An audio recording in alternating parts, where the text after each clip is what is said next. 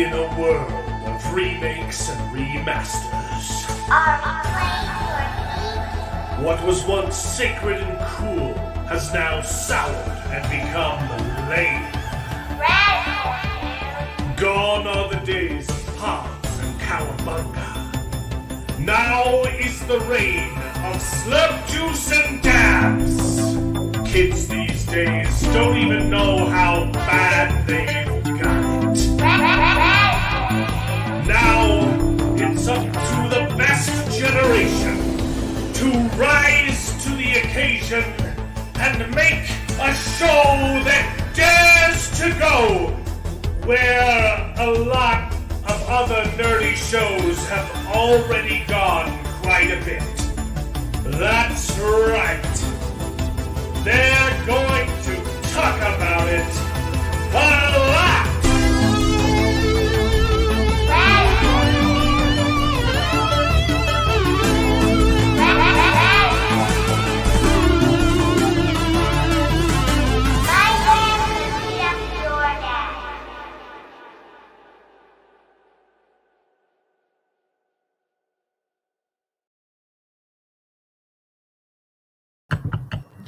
Hello, everyone, and welcome to the show. This is Best Gen, where nerds complain about nerdy things, and it's called Best Gen because most of us on the panel are más o menos from the same generation, and we happen to think that it's the best one ever, not because we're better than you, but our movies and entertainment certainly were.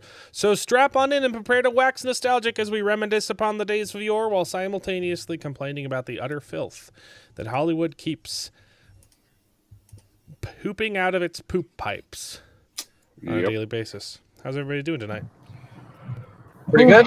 I'm doing pretty good. Got Speaking a lot of of poop. painting done today. My meat shoes. Speaking of poop, I don't have diarrhea. My wife. Wow. It's crazy. It's Okay. It's crazy. Good to You know. guys know I've had like the worst luck with sickness. Like Yeah, months, especially recently. consecutive months of being sick. Now all my family's sick and I'm not. And it's been that way for like a couple weeks, and I feel bad, but I also don't.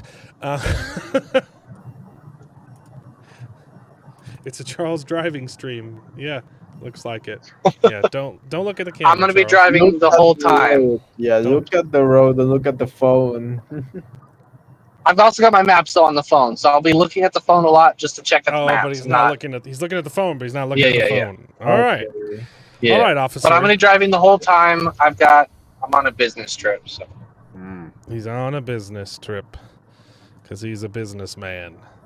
It's Mhm. Munchausen. Businessman Munchausen. for the My military. sickness? No, I don't like getting sick. I would never pretend to be sick or trick Munchausen. myself into actually becoming sick. That's silly. Yeah. You may have also noticed on the stream last night and on this stream that I have converted to Hinduism, and I've also transitioned into a woman. Yeah, because only women get It's that. supposed to be a little, I haven't gotten a little up pimple. here, bro. I haven't gotten a pimple in like 10 years. and this is half the size that it was like 2 days ago. Like it ballooned out, scabbed over into the most heinous pimple of all time. But yeah, speaking of poop, it's been a busy week for me. I had a mission reunion, so I talked with a bunch of other white people who some friends of mine that I haven't talked to in like 5 or 10 years, who all went to Mexico with me at the same time. So it was super fun. Nice. We had some carne and sujugo, and I did not get diarrhea. So I That's haven't awesome. had carne and sujugo in so long. It was so freaking good. We got it catered. There's a great place. There's a great place in Provo, Utah called Mi Linda Guadalajara. It's like actual like it's Mexican food. It's real good. I love carne en su jugo, bro. Yeah, it's dope. My grandmother makes it. I'm actually going to see my grandparents for like the first time in like 15 years. Hmm. Yeah, you're moving Yeah, I'm moving back to next month. Mexico. You were. No, I'm already in Mexico. He's already in Mexico, guys. He's making. No, I'm he make a moving joke. 1,000 kilometers away from home. Yeah. I mean, 1,000 kilometers away from this place where I live right now. I'm going home. Yeah. Nice. Well, that Yeah, sounds it's stressful. that sounds Not fun. not very good. Not very fun. It's not like in United States where you can just rent a truck and ride across the across the country. Doesn't matter if you're not trained Yeah. to Mexico at the border. No, I said you have to rent a cop to pay off the whole Mhm. way. Basically, bro, I'm literally like contemplating how many cop like checkup points I'm going to go through to see how much money I had to drop by. Like, that how much money I had to bribe them with. Yeah. And Bro, it's I like, know. You yeah, know, you can go a little bit further and bribe a coyote and cross Bro, another border. I'm white. They charge us more, okay? Yeah. low key, bro, low key. That's the funniest part. If it was Biden time, Biden times, I would have spent probably as much money I'm spending right now to move to the United States than moving home. Which is like, okay, okay. Yeah. Yeah. It's I No, it's not. It's not. It's not as much. The United States is expensive. I miss Mexico. I loved it a lot, but I don't think there's a single area that I lived in that I would take my family to. It's just that you never live in Cholula, bro. That Cholula, I will generally say, is very chill. Yeah. I never Yeah. went to like the super nice areas. I was in the slums everywhere. But yeah, Mark Clark donated $9.99, so David can get a DLC in Conan. I'll be sure. I'll definitely I'll Venmo him that as we speak, for sure. Gonna do that. No, I Get it to will. my coyote, bro. I think I started the goal after you did that. So I'll gotta be on include top your of it. super chat in the goal, but if we get 5 super chats tonight, we make Charles a regular on the show. Yay! So his fate Hey, is in your hands. Yeah. Just keep your head straight up and look at the road. His fate is in yours and simultaneously God's hands. His fate on the show is in your hands, but his fate is if he can keep his eyes on the road. So we've got I've only got an hour and a half to go, so I think I should be good. Yeah, you guys ready to jinx it? We got a short show for you tonight. We only have to talk about 1 episode of The Wheel of Time and 2 episodes of House of David and 1 episode of Daredevil that I'm the only one who watched. It was terrible. So we got that. We got some news. Should we start with news? I haven't watched anything. Yeah, Yeah. let's start with news, baby. Okay, as I'm getting this up, Daredevil was trash. It's absolute trash. I How hate many it. more episodes are there? I think there's like 2. I don't really care. So is he returned to being Daredevil? I stopped watching before he had. He's had got his his suit costume back. on 2 times. Yeah. Oh wow. Okay. It's the writing is it's so bad. But there's more. There's more, boys. Hey, remember that time when they announced that they were doing Chronicles of Narnia movies? Yeah. And Yes. and then they picked the most Christian Oh my director. goodness. They picked the most Christian director of all time to helm the project. Greta Gerwig.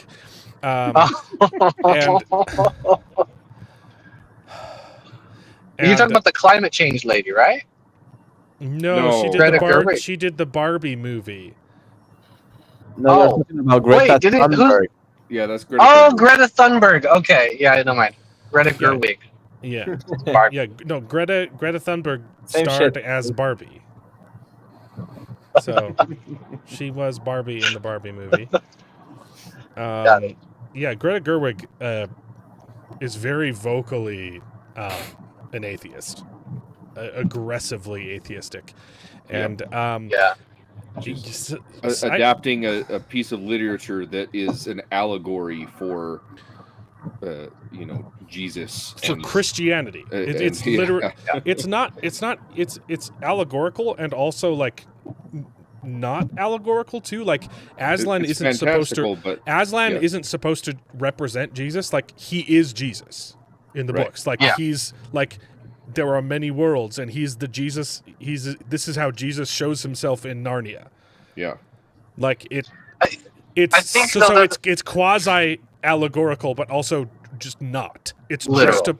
just a book Yeah. about Christianity. Yep. But that's why she was chosen, of course. It's because Yeah. she is very open about being atheist, and they're like, yeah, she's perfect. Well, She's I can't perfect. remember. She's the perfect person to destroy this Well, beloved franchise. I'm Just pretty you sure. wait till you hear what I believe Alan's getting at. I think yeah, it was keep Jared. going, I keep think going. it was Jared who was pushing back and saying, "Oh, they might be good. They might turn out to be good." So I wish he was here so I could rub his nose in the pee on the carpet, because Meryl Streep is going to be playing Aslan. Meryl Streep. Oh my goodness. Yeah. I mean, I wish I could it's say so I'm surprised. yeah. Look, I can't. it's not I just can't like look at the screen. Who is this? Meryl Streep. Meryl Streep. The she's Yeah. Devil Wears Prada. The devil in The Devil Wears Prada. My goodness, yeah. What else is she in? She's sorts like of stuff. she's every gay Cruella man's DeVille. like queen, Yeah. right? Oh, she's Yeah, she's okay, yeah, I Cruella know DeVille what you're in talking about. she's Cruella DeVille in the original live action 101 Dalmatians, Mm-hmm. the good one Oh. with who's the guy? Who's the lead in that? It's No, she's not. She's It's- definitely not. It's Glenn. Is the oh, other is that one. Glenn Close? Yeah, Is that Glenn Close? Okay, It's the other one. it's the other one that looks exactly like Meryl Streep. Okay. Exactly. Yeah. Yeah, because I was But thinking more that the talented other than one was No, actually. that's a the good thing. actress. Yeah, Meryl Streep is a fantastic actress. And Yeah. she's not. She literally can't play Aslan. It's not just like, oh, you can't have God as a woman. No, it's a male lion. Yeah. Like, he's got Yeah. a mane. And do I think that she could give a good performance as a magical Christ, or godlike entity in a fantasy series? Sure, I'm sure she could give a great performance, but you literally cannot cast her as Aslan. Yeah. It's not about, oh, could she do a good job? It's this. What if they gender swap the character and make it a female lion? Aslan Yeah, will be like, trained. You've seen Clearly race swaps, not a but now this. female lion, What if they though. do gender swapping? She's gonna be a lioness probably. Right, but Yeah. they've already decided they don't care about what the original story is. They'll just make it. They'll retcon everything, make him always a female lion. Yeah, Or yeah. whatever. Jesus is up on the cross. Eli, Eli, I was born in the wrong body. Yeah, it's gonna be Tarantulan. Oh boy. Translate. Translate. That's not bad. That's a good That's pun. really good. That, Yeah. and that's That is a really good one. that's a good pun for your second language, man. I'm impressed. That's Yeah, good. that's my first thought too. Holy cow! I could not come up with a good pun like that in Portuguese. Thank you. It was either Translan or Aslan. I don't know, but with double S. Yeah, that one's too easy. That's low hanging fruit. Yeah, that's too low. Yeah. That is. Yeah. Garbage. This is the Netflix version of Aslan. So great. Black Aslan. So great. That actually looks really cool. I really like. I actually really like this picture. Why don't we? I mean, we have panthers. Why Yeah. can't we have black lions like that? I don't know. That would be dope. Yeah, I know. It could be a really cool That story would be. about. It Yeah, could be yeah, a cool story about a lion whose dad went out for cigarettes and never came back. Is it gonna be a lioness? 13% of the lions commit 50% of the crime. 13%. Anyway, David sent me this one too, but I'd already seen it. Oh my god. John Yeah. Boyega talking about Star Wars, the whitest elite space. They're okay with us playing the best friend, but never the lead role. It's a franchise that's so white that it's like a black person existing in it was something. Let me tell Number you one my on take. the call sheet. Yeah, Let yeah. me tell my take before you read it, because I was gonna make a video, but I was busy like figuring out, moving stuff. Yeah. So he's right for the wrong reasons. You know, Yeah. Like, He's blaming the fans yeah, exactly.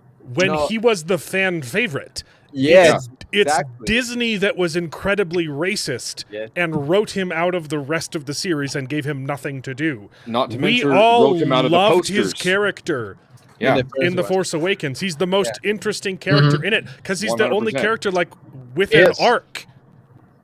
Yeah, exactly. And it's an interesting arc, and it's a cool idea. Like, oh, I really liked the idea of a rogue stormtrooper. Like, hey, like this isn't good. People like him more than A Rey. defector.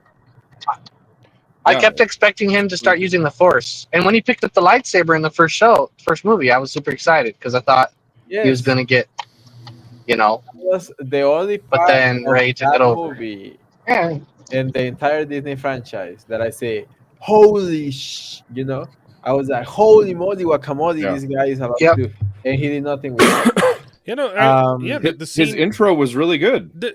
the first couple of minutes of that movie are fantastic. You know, he gets his friend dies in front of him. He goes back on the Death Star, pulls off his mask, and he's hyperventilating. Like that's great character work. But also a good introduction for Kylo Ren. Yeah, I liked Kylo Ren, yeah. I liked Kylo Ren as a concept. Before- I didn't like that they didn't do anything with it. Yeah, before he killed his father, Yeah. for no Anyway. reason. oh yeah, he had So- a fantastic introduction. Fantastic introduction.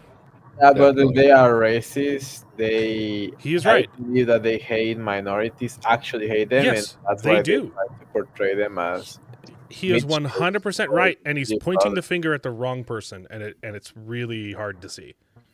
yeah, and it's hard. It's sad because you know that the right thought is there, but he has been just brainwashed by so much. How many years of just That's that's propaganda? that's what we've been saying. If you have the media and the president of the United States and the entire world telling you that you live in a world full of no. racism, that white people hate you, that you're inferior, okay? If you Yeah. have people saying this ad nauseum, and then if you're a black person and you're going about your everyday life and you encounter someone who's rude, you're going to assume it's because of racism instead of just that that person is rude. Yeah, I've literally I've had this happen to me. I've seen this happen. But when these race hustlers are creating racists and creating racism where it does not exist.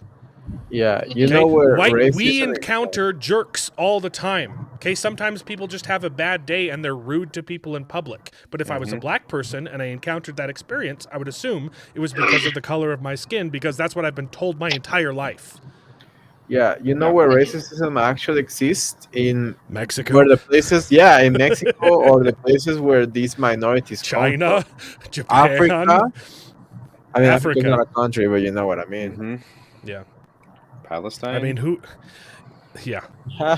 it wasn't. I actually, Yeah, I can kind of say that I was discriminated against on my mission. I feel like it was completely justified, but I did not realize it for a long time because I've always been told that I'm a discriminator. I've never been told that I can't be discriminated against. So Yeah. I didn't even realize I was being discriminated against until like I looked back upon it and thought, holy cow, all of my companions were talking bad about Americans and how they hated to have American companions. yeah.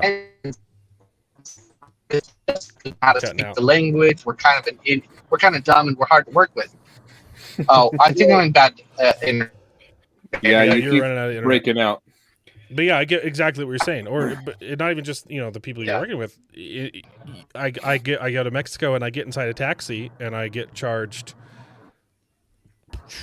The tourist tax. maybe like 90% more, or no, even more than that. I would get charged double, triple, sometimes five times Yeah. the actual rate, and then I would start talking in Spanish to them, and they'd be like, "Oh, oh yeah, I was trying to rip you off. I'm like, look, I know what it costs. Okay, I've done this before. I've been through the soups. Charge me what you're supposed to charge me. And what did you say to them? ¿Me estás intentando chingar? I couldn't use that last word because I was a missionary.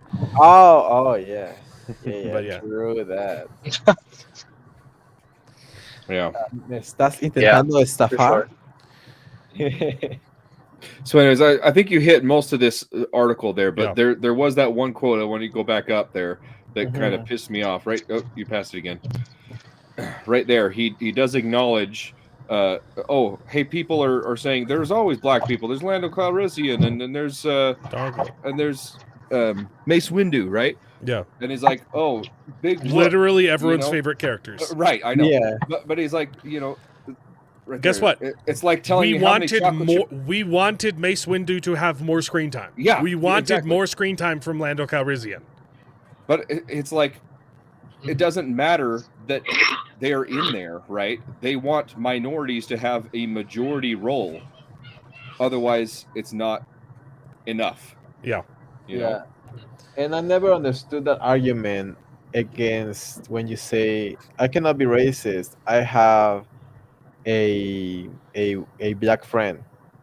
Well, if you have a black friend, obviously you cannot be like white supremacy. At least, like it's basic. basic Yeah, logic. everyone clowns on that as like, oh, that's the most racist thing you could say. Really though, like, if I was racist, would I be friends with black people? Yeah. No. Mm-hmm. Exactly. Yeah. It's a good point. I mean, there's obviously you could be racist towards other races. You know, like you could be still racist against Asians, but Oh yeah. but yeah, like I think that's the left loves being racist against Asians. it's because they don't really know what racist means. Well, it was hilarious. it was a few. But they don't years- really know what it means. They just use It was it as during. It was during the pandemic. They created that huge campaign. You remember the Stop Asian Hate campaign? Yeah. Mhm. Which ended very quickly when they realized who it was that was attacking Asians on the street. Yep. Yeah. Black people. And then they realized, oh, it's not Republicans doing this. Okay, we got to stop this campaign. So, Yep. Shows you Yeah. how much they really care.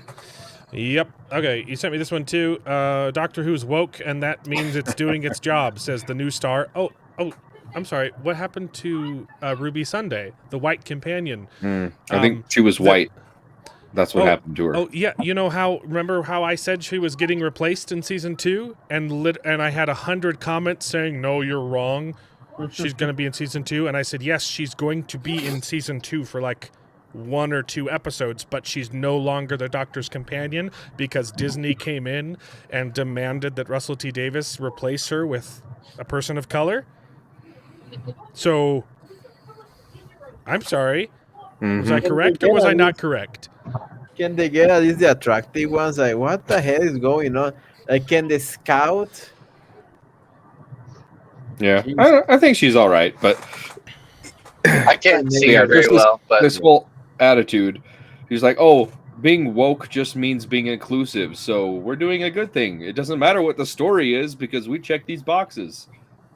Clap for us, please. Look at us. We get to be in the TARDIS. We're going to piss off so many people. Let's piss off our core fan base. Yeah. You remember when actors used to be thankful for the privilege to act in a certain franchise or role? It's like, Right. I'm so glad. Hey, look at this. We're 2 black people, 2 colored people in this role. It's so wonderful. I'm so excited to see what we can bring to this franchise. The Doctor's had countless people of color, companions of color. Martha was great. She She was the first. oh yeah, He was the first companion that was actually proactive, and she's in the best episode of the Doctor Yeah. too. Of Doctor Who. Charles is breaking up again. She's in Blink. Yep. Well, Which- as much as Blink's a yeah. as much as the Doctor's in Blink, they're both side characters in Yeah. that one. But yeah. I literally Anyway. do not care if the black if the Blacktors It's not important. The color of the Doctor's skin is not important. He needs to be British and a man. That's it. That's the Doctor. Yes. I mean, he could be Scottish. I have more problem you can with get away with the Jodie Whittaker casting than with Chudigatwa, and it's not because Chudigatwa's black. It's because he's a bad actor. Yeah. Yeah, he's too gay. and gay. Bro, Shizuki in It's Mexican, not just that though. He's too, bro. If we're He's getting just comments really like that, we're doing the terrible. right thing. Yeah. Your show is literally canceled. hemorrhaging. Yeah. We're doing the right thing. No, Disney's out. Disney pulled out. Yep. They're done. Russell T. Davies is gone too. We're doing the right thing, guys. Our show is canceled. So he's out after this season? Yeah, Scottish is fine too. Like he needs to be European. Sorry, I said British. He needs to be European. And he needs to have a Yeah, I don't think an thick American accent. doctor would do very well. No, Yeah. He cannot be an American. Yeah, It's I totally agree. It's British. It's a British show. Yeah. Yep. Maybe an It's American like, just companion. like I would hate to see an American James Bond. Mm-hmm. Don't Totally do agree. it. Jason James Bourne. Bond could be black if you wanted to. That's fine too. That's not important to his character. What's important to his character is that he's British Mm-hmm. Agreed. Agreed. and that he's a man. Again, it's the same thing. Same thing. Jamie Bond. Yeah. Anyway, Disney's dumb and Snow White. Continues to underperform. Snow White isn't even going to make $100 million domestically. Not even 100 globally, too. They are not going to cross $100 million domestically. Do you know what? And I'm going No, to. well, globally they're at 150, so they've already passed that. But yeah, No, I mean globally, international. I mean. yeah. Yeah. I thought that China was going to carry this movie, but because there's not a white, actual white protagonist, and Chinese are very racist. No, did you see? There's a Chinese actress who did the dubbing for the movie in China, and she's more popular than Rachel Zegler. Like She looks better. Yeah. I would take her over Rachel. She actually looks like Snow White more so Yeah. than Zegler does. She looks amazing. Yeah, she's fair skin. Mark, I could see Sydney Sweeney as a Bond companion. Look, I'd like Sydney Sweeney. I don't know. If I could see her as a Bond companion. She has good. I mean, I see her. any female He has to person be could be a Bond companion, right? You could have an American companion. That's fine. But what I like about Sydney Sweeney is that she's not she has to be woke sometimes, obviously, because she's forced to, but she's genuine at least. Yep. She Joshua, he's in the chat. Hey guys. He's now producing movies, and nice. But yeah, Yo. Snow White's basically flatlined. So Yeah, that Oh is my god. sad and pathetic. it's doing bad. Minecraft movie, for some reason, is doing really well. It's getting good reviews from the audience too. No, I mean, it's not. It's not getting good reviews, but it's doing really well. The theaters are full of kids. The theaters are full of kids, and every single person I've seen videos. Everyone's posting videos like they're saying the experience in the theater is better than the movie because it's kids pissing themselves, jumping out of their seats, screaming like they're like, I have never experienced any, like even watching like Endgame or Infinity War didn't have audience reactions like the Minecraft movie did, and the movie is terrible. Yeah, I've heard about the movie. It's But horrible. I want to see it. This is still just domestic. We have, I don't know why it's not on the website, but it crossed 300 million worldwide. So international box office is identical to this. It's gonna break a That's billion, insane. right? And this is opening weekend. This is If it keeps it up, it could hit $1 billion. I'm expecting a faster. I don't expect it to have the same kind of legs. I don't think it's going to perform poorly at all. It's already performed great. I think it's going to continue to do great, but I think it's going to drop off a lot faster than like a normal movie because like it's mostly just kids seeing it, right? Like but it's like the weekend for the week for what is it? What do you call it? Opening weekend or spring break? Spring break, yeah. Spring break was this week, so exactly. So that's why it did very good, you know. Yeah. Mark, Wicked is done. Wicked did not break $1 billion, and I'm right. And that guy never came back, and he owes me $50. I should go look up the stream. I should and figure out what his name was. DM him. Hey, where's my $50, boy? We made a bet on stream live. Yeah. Yeah. So it's already made up its projected budget. No, its budget was 150. Which of course is not the actual money that was spent, but although I don't think they spent an outrageous amount of money on advertising. They've spent advertising, but it's. I mean, you kind of don't need to advertise a Minecraft movie. They're going to come see it. Yeah, they do have. I haven't seen that much. Like McDonald's toys and all sorts of other stuff going on. Right. Yeah, but that makes money for them. That's not. Maybe. I don't know. I don't know who pays for that. That's a good point. So. Crazy. I've heard nothing but horrible things about this movie. It's a garbage movie. And I like Jared Hess. I think I've seen all of his movies. Maybe there's like one movie that I haven't seen, but I like every single one that I've seen. I've heard the movie's horrible. Yeah, that's what I've heard. It's just stupid fun. I think the only good thing I've heard. I will say people also said horrible things about Gentlemen Broncos, and that's his best film. Disagree. It's so hard. Disagree. It's so funny. I was laughing my head off. I didn't like. He glues hair. He glues hair onto her head with honey. The ending scene is beautiful. It's so good.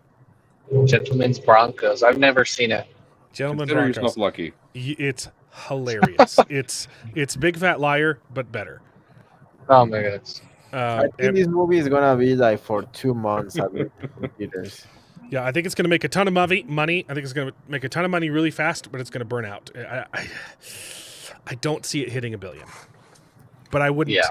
I wouldn't put $50 on that. Yeah. Like if it does hit $1 billion, like okay. Yeah, it's not, not invested in this. It's just insane how well this movie is done compared to Snow White. It's pathetic. Mm-hmm. Well, it's going to get a sequel too, so it deserves one. It deserves a sequel. Yeah, I hope it's better. It's just it hurts because it's a bad movie, but it's doing really, really well. I don't want it to get a sequel because it's so bad, but it deserves one. But it's stupid fun. It's one of those stupid fun movies. It's a bad movie. It's a good kids movie. Right. It's a good kids movie. You can have kids movies that are also good movies. The Lego Movie is a good movie. Yes. That's also Mario movie. It's a good kids movie that's also a good movie. Mario movie's the Mario okay. movie's a little bit less. The Mario movie is a good kids movie. That's fine. an average regular movie. Puss in Boots. It's like a 7, Well, 6 out of 10. Last Wish is a good one too. Yeah. That's a great one. It's not as good as our Purge streams. Yeah, if we can get the freaking Purge to work. Yeah. Jeez. Anyway. I'm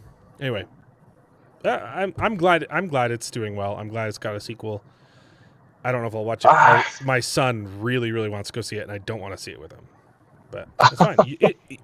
You don't always have to make kids movies for adults as well. Like that, you can just make a good kids movie, and that's fine.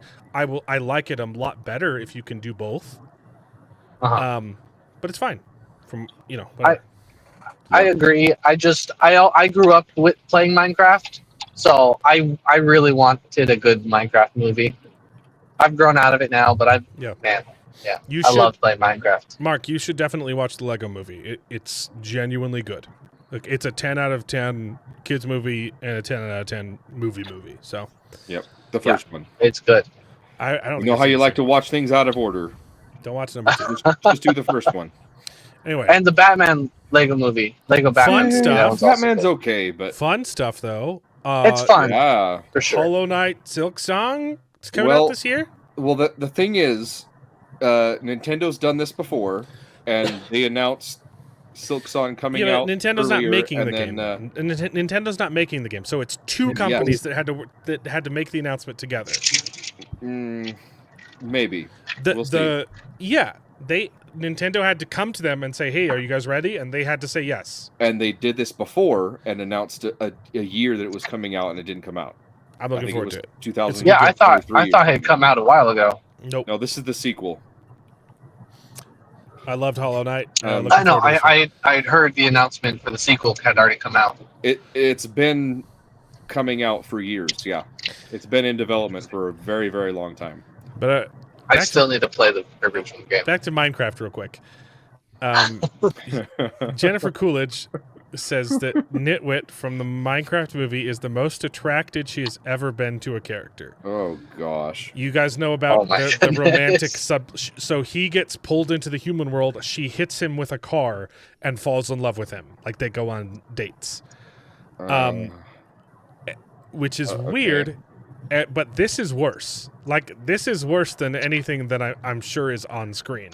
I think of all the scenes I've ever had over the years with different people and actors, all the sex scenes and stuff. I think my scene with Nitwit is the most attracted I have ever been to a character. Certainly turned on. Maybe she was. But you have to realize she's acting across from a guy in a blue suit. Yeah. Yeah, that's what I was thinking. She doesn't know what that character looks like. She doesn't know what Nitwit looks like. Maybe she's acting across from a box. So it's so bizarre. I don't know why you'd ever say something like this. She has a fetish with bondage or something. I don't know. Is she the Nitwit, or is she the character that falls in love with the Nitwit? She is a human. And she falls in love with a Minecraft villager whose name is Nitwit. Yeah. Well, she's always kind of been... she does want a hot dog real bad. I want a hot dog in the shape of a rectangle real bad. That's my story, bro. Good. I just realized I can do a pretty good Jennifer Coolidge voice. That was impressive. That was really impressive. Is it the 4th of July? I don't know. Anyway, that's just I don't even know what to say about this. It's just I don't know why you would say this. Oh, I agree with Mark Clark. She has a. Can I say that word? I don't know. The gimp fetish, yeah. One of those suits. Yeah, probably that's what I think that happened. We don't have to get into Daredevil. You guys don't want to, but here's a scene from the latest episode. It has about 37 cuts in it, and then here's a scene from the old TV show, and there's 2 cuts, and the fight is way better. Just if you want to compare the quality. I mean, lighting, like 4 cuts in total. It's not good. It's so very, very disappointing. And people were really hyping this episode because they reveal who Muse is, and it's literally not set up at all. He just says, "Hey guys, I'm Muse," and you're like, "What? Okay, set up so well, yay!" But what's crazy? You guys didn't watch any of it, right? You didn't even watch the first scene. Oh no, I showed you. I showed you clips from the first fight scene where where for some reason everyone on camera is replaced with a digi-double. Digi-double, yeah. I watched the first 2 episodes. I saw it too. Dude, this is the previs, and it's phenomenal. It's so good. Like, that's CGI, right? They're not going to throw a smoke bomb into a room of people. I miss the old times. This is building up. Hold on. When it gets to the actual fight scene, here we go. It's legitimately fantastic choreography, and for some reason, it looks a lot better. Replaced this entire scene with CGI. Yeah, and added so much smoke. And there's no cuts. Going on. It's just them fighting.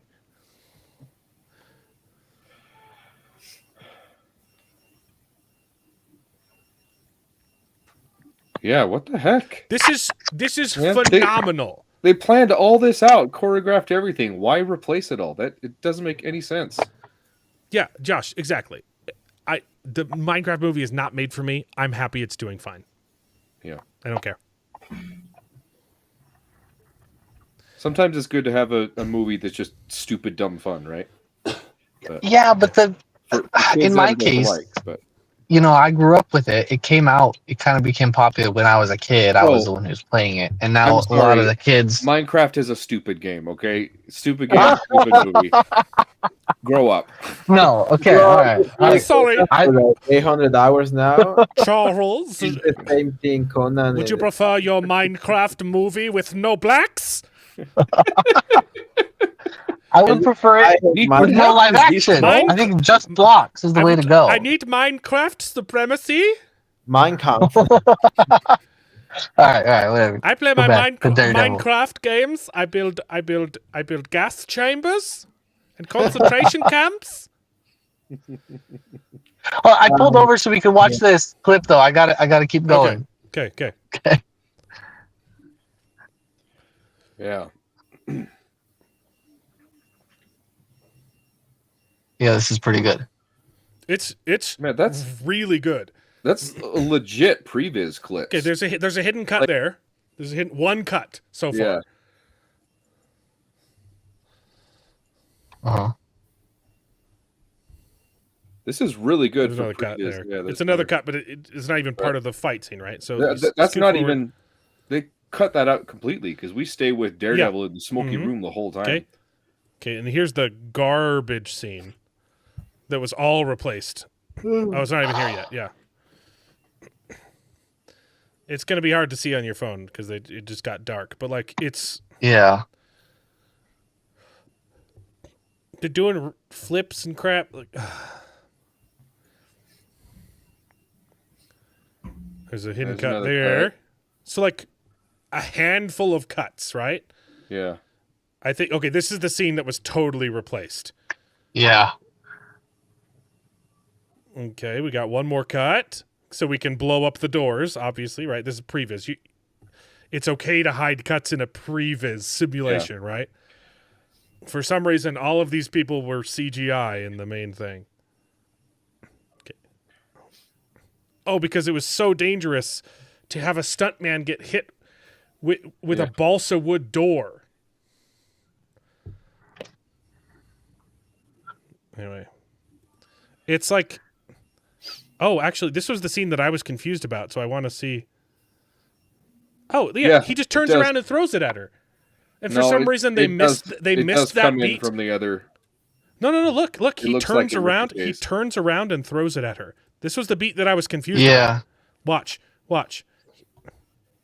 Turns around, boom. Yeah, no, it Yeah. bounces And off in the wall. in the show, he tosses it, and 5 minutes later, it hits her. And you're like, I love that CGI knife tracked onto her is great. Yeah. Like, And it's previs. It's just supposed to give you yeah, the blocking and the basic choreography and but it's very, literally very better rudimentary than the effects to end show how it product. is. Yeah, I agree. It's so good. Shame on Disney, man. Like, I don't know how you screw something like this up. Yeah. Oh, It's crazy, I know. man. Film 20 episodes and never have Daredevil in his costume once. So I guess that's how you screw it up. Hey, All of them. that's better than the Ultimate Daredevil, right? I saw an article on OnlyFans using AI models. Yeah, of course you saw that, Mark. Of course you did. Yes. No, what the scary part about the article is that it said that AI, full AI OnlyFans stuff is they're set to start making more money than real people Oh, in just a few years. They've already started. They've already started doing it. Yeah, why is it scary? I mean, that way women stop being, whores on the internet. It's scary for society. yeah. If we can't interact with real people. I mean, it was scarier for women to be whores. You know, like for me, it was scary as like for Yeah. women to make, like I will the say, way yeah, maybe it'll put all these women out of a job, and that so exactly, it could be a net positive, but yeah, and they turn to it's Jesus. it'll be better for women. It'll be worse for men. That's the Yeah. problem. But So I have hope in men that they are not going to. I mean, well, not if we AI. if you you can't have both. You can't have your cake and eat it too. You can't hope that it puts women out of a job and also hope that men are smarter. You got to pick one or the other. Yeah, let me tell you. Now that I think of it, I don't think men are going to No, be they smart enough. won't. They Yeah, won't be smart enough to do it. yeah. The rest, Especially the okay. men that are like in incels. Yes, I think the rest of this is all Wheel of Time stuff. So we can we Get can into save that for later. Oh. You remember last week when I talked about how dumb it was that Daredevil just finds Muse with no setup, like it within minutes, Dude, his because apartment, whatever. he gets a phone call from this girl's mom, and she says, "Hey, my daughter was on her way to see you. Has she not shown up?" And he says, "Oh no, she got captured by Muse." And he runs out and saves her before she gets killed. So it's not like, oh, he had hours to look for Muse. He just finds him with no explanation and no setup. He finds his secret base inside of the subway tunnels, which would be kind of hard to use your Matt Murdock powers in. Okay? Yeah. And then in this episode, they bring it up, and he's like, I was able to find Muse in an hour, and the police weren't. How? Yeah. Like, it's really, really bad writing. That's sad. I do not like the show at all. I think it had potential. Charlie Cox is doing fantastic things in it. The one scene where the Punisher was in it was fantastic. And the show is hot, hot garbage. So It's a shame. there's Wheel of Time and there's House of David. All right, guys, I'm gonna hop out there and I'm gonna get some. Okay, but I got to show you something first before you hop out. Yeah, show me. So you can celebrate with us before we actually talk about the content. Not main show, Best Gen. Where is it? So, get ready. Oh, wait. Oh, I can pull it up. I can open it up in my browser, and now I don't have to share. Oh, I should have been doing that the whole time. This isn't a website. This is a picture. I noticed that today. So here's the thing. Everyone on X is just incessantly posting. Oh, they're posting some statistics that show Wheel of Time is beating House of David. I've been checking every day. Wheel of David is always on top. Reacher was on top last week. Reacher has David. And then Reacher has been over Yeah. for 2 weeks. Yep. Maybe 3? Is it 3 weeks now? It's at least 2 weeks. And the Wheel of Time, and it's still above. There was the week it ended. The Wheel of Time was at number 2, and Reacher was at number 3, but House of David was at number 1. And so I went to go get a sneaky screenshot of House of David beating Wheel of Time today, and it dropped down to number 4. Reacher passed it again. House of David is number 2, and The Bondsman, I've never heard of, is number 1. But as soon as this show is over, I'm going to go play it on repeat.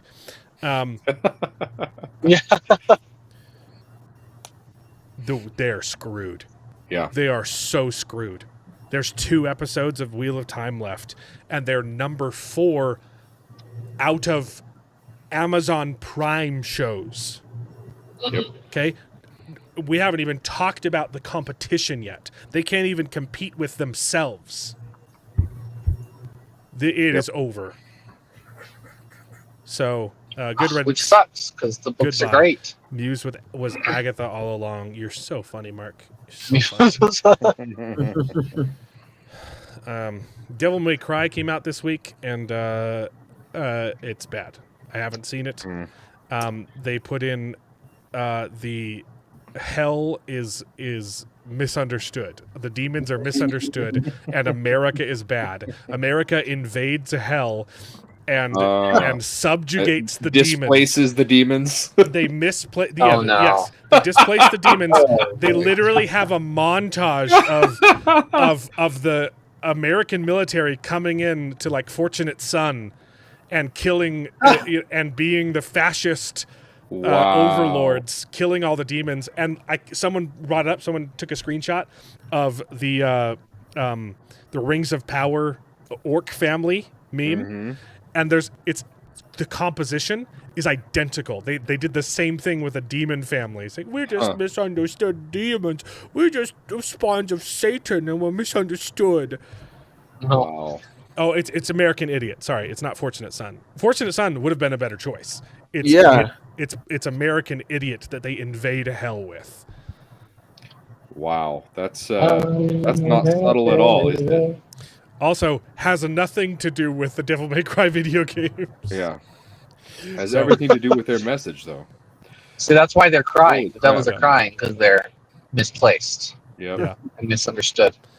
But I was trying to get House of David in the number 1 slot, and it was beaten out by the Bondsman, but it still made me happy because Wheel of Time's number 4. Yeah, all right, you can go, Mexa. I just wanted to show you that wonderful thing. Yeah. See you, Mexa. See you guys. Have a good one. Take care, Charles. Please. Yep. Guys on the road, and have a good night. Bye, Mixer. Yep. I'm almost there. Oh, we get into Wheel of Time then. I want to talk about House of David. I don't want to Yeah, end on a sour note. I haven't though, seen that bro. Wheel of Time yet. Dude, here's the thing. Okay. I just finished. All So right. I forgot that I had 2 episodes to watch because I normally save it for Sunday. Because I'm like, it's a Sunday show. It's about Jesus. I can watch it on Sunday. Yeah. I'm gonna watch it on Sunday. Okay, so I normally save it and watch it like right before the show, and I forgot. Oh shoot, I have to watch 2 episodes. And I also forgot that this weekend is a general conference for us Mormons. Yeah. And so we already had 2, 4, 6, 8, 10 hours of talks to watch.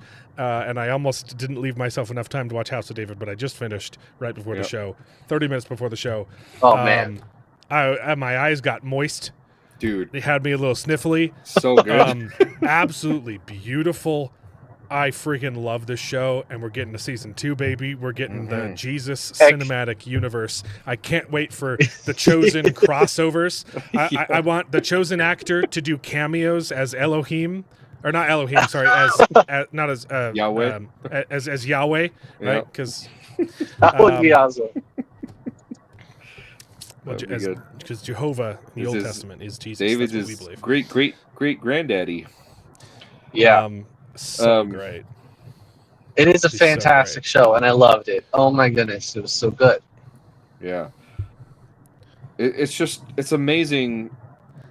They only had 839 centuries to get their hell green cards. Yeah, that's a good one. That's a good one. That's a good one. Yeah. It's a zinger, baby. But it constantly amazes me with House of David how these no-name actors just knock it out of the freaking park. Just their delivery with the lines is so impactful and subtle and just My 9-year-old it's was loving it. it's Elliot so loved it, good. man. Yeah, all our family watched the whole show. I was expecting the littler kids, And to it's peace mostly out. They drama. watched Like the whole there's freaking action in show. the show, but it's mostly Yeah. just people talking. It's not like Yeah. a super engaging kid show, and kids are watching it. It's good. Yeah, it's fantastic. I can tell you now, this is going to be a staple in my family. We're going to be watching this. I show it to my kids, saying this is the story of David from the Bible. Yeah, heck You know? yeah. I mean, they Heck yes. add a couple things, that aren't extra biblical things for cinematic purposes. But I freaking loved it, man. It was great. The things they added. It's like Added. Can't wait till we get. tension and- Cannot wait till we get to the adultery stuff, baby. Okay, yeah. See, Bathsheba? oh man, Is it Bathsheba? that? Is that the one? Bathsheba. Yeah, of course. Bathsheba, is it? Yeah, it's think so. Bathsheba. That's not going to be Saul's till wife season is 3 at the worst. best. Oh yeah, dude, Yikes! Oh my goodness. Horrible Yeah. person. for sure. Man, I loved the show. I was just eating it up the whole time. Absolutely Yeah. fantastic. It's amazing. The fight scenes are fight excellently, scenes are really good, dude. fantastically choreographed too. That one shot at the very end where he's throwing the rock, the killing blow, and It's freaking dodging the Uh-huh. spear It's coming at him freaking at the good. same time, just Friggin' good. Beautiful. Oh my goodness. When Samuel showed up to bless the battle, Mm-hmm. That was it good. was Gandalf. oh my goodness. It's literally Gandalf the White Gandalf Yeah. to the east. comes. Yeah, on. and the moment that the King Ahab or whatever, the There was another line. Philistine king looked up and he's like, "Oh shoot!" They stole another line from Yeah. the Two Towers. Um, Where the Saul's not Joshua. Jonathan. Picks up the little kid's sword. He's like, "This is a good sword." Oh yeah, why give him false hope? And he's like, "Better than no hope at all." Yeah, They changed it a little bit, but they definitely stole that scene Oh. from Two Towers, for sure. Yeah. and I'm Well, okay it with it was because good. it was Yeah, fantastic. yeah. And It was it was heartwarming. great. I love that scene because Jonathan was saying that he would be honored to fight next to the no-name peasant boy, Mhm. whereas you'd think it'd be the other way around. I thought that's just cool. It's showing Jonathan as a humble leader. He'd be a great king. It's gonna be a Best great scene. friend of a king. Best scene in the whole show is Jonathan Yep. talking to David. Oh yeah, at the river, and he's like, He shows up. He's like, that- "Wait a minute. Where are you from?" Who Oh, are my you? I'm from Who are you Bethlehem." He's really? like, and he like And scruffs him, gets him by the scruff, by the collar. But you could see, like, he didn't have to Did spell the Samuel whole thing Did out. Samuel come to talk to your daddy? Yeah. Yeah. He's like, yeah, he did. And then you Yes. just see like his just countenance change, and he's like, crap. Yeah. And All right, you let's already do know this. that Jonathan. And he's just, oh, so good, so good. And you already Because know he- that Jonathan accepts it because he had that scene with Samuel where he's Right. like, "Yes, you anointed somebody But that else." doesn't I mean it's acknowledge going that. to. That doesn't mean it's going to feel good. That Yeah. it's this No. guy that he was kind of course not. becoming friends with, that does it. You know. Yeah, face to face with your replacement. I get it. Yeah. I It was love really them good. together. Just Jonathan's fantastic. the facial acting He's too, fantastic. Jonathan, in that scene, Uh-huh. when he begins to realize and speculate who he is, and then his, I will say- I guess, resignation to the will of God was just, it was beautiful, man. I will say, I feel like to say something negative about the show. I really liked his character, but it didn't really go anywhere, and I'm not sure why Pod on Fane was in the story. Because he was originally hired by the king's right-hand guy. He Yeah. originally hired Yeah. him to say, "Hey, go find out who the replacement is," and then he did it, and then he never it's implied that he reported back. It's just there was never a scene, and so like it was confusing. Yeah. Did we not circle back to like that being important? Like it never came back up that the king knew. And then he also switches that sides was all of a unnecessary because Jonathan had his own side plot where he finds out the same information. Yeah. And so like And- By different as much means. as I really liked his character, it didn't really he wasn't important. Yeah. And I was I hoping agree. they'd do something with him this episode, and especially when they brought him back, and then you're like, maybe they could have shown that he was responsible for the double cross thing with Jonathan. Maybe that would have worked a little bit better. That would have been a good reveal. Yeah. But also, like But- there was also no setup previous episodes with his double cross of him going to the It made no sense. to the Philistine king. Like it's not that it didn't make sense. It's that it wasn't set up. Yeah. It's just like, hey, I'm Sure, gonna work it for the came out of Philistines nowhere. now. And then the next time you see him, he's like, hey, I'm gonna work for you now. I'm gonna do anything you want. And you're like, I get it. We're trying to do a Littlefinger character, but like we need a little bit more fingers. You know. We need to see why And I he's like doing the these character, and set but up. And, I needed more of it for it to make sense or justify him being there. Yeah, I agree. And there's no Sydney I Sweeney agree. in it, so 0 out of 10 stars. Hey, Bathsheba? Bathsheba? Mm. Hey, I get Who it. better? I get it then. Who better to play Bathsheba than Sydney Sweeney, the temptress? Yeah. You can't blame him at that point. Is the thing? It's because not it's David's supposed to fault. be It's not David's fault. If David. Sydney Hashtag Sweeney, David did nothing wrong. if Sydney Sweeney is bathing naked on the rooftops, Oh, and you just boy. happen to see, can you be blamed for murdering her husband and committing adultery? I don't think so. Get that done. Oh, Sometimes boy. our Man. headcanon is so good. Yeah. yes. But no, they're probably going to have some fantastic no-name actress who's just going to blow it out of the water, literally, and pun intended. Yeah. Blow it out of the She's gonna- bathwater. She's going to blow David Yep. out of the water? Oh my goodness, What? Charles. Goodness. It's so, So- it's so inappropriate. that's Back not. to, back to the episodes at hand. I'm trying to remember the previous episode. I think that was the season, the episode where Samuel went back to David and yeah, he talked goes- with Jesse, right? He talks with David, and he talks with Jesse. Yes. Yeah. I Oh, texted myself that one of the was- lines. The line was... That conversation with him, and he's talking about sacrificing the flock, and he's like, "You Mhm. haven't sacrificed the best of your flock." Yeah, And no, that no, Yes. whole conversation was so freaking good. no, his zinger in that It was conversation really was, good. if you try to cling to him, your fingers will break. That was a great Oh line. yes, Mhm. Yeah. I texted thought about myself writing that down line. too because that's a great line. So just good writing. Good. Yeah, it was good really good. writing. I liked- And then I the, liked moment- the too- stuff with him and David too, when he finally says like, "Hey, I'm doing this because I love you and I don't want to lose you," but Mm-hmm. some of his I like to mommy- in the last episode they had one of David's brothers didn't want to go to war, and he's like, "Please don't make me go. I don't want to go off to die." That was good. And David is like, "Hey, send me, please go. Let me fight." I Grow thought pair, that was you good, wussy. Yeah. I'm interested. good I dichotomy like what there. they're doing with I don't even know the guy, but the other son too, Jonathan's Joab. brother.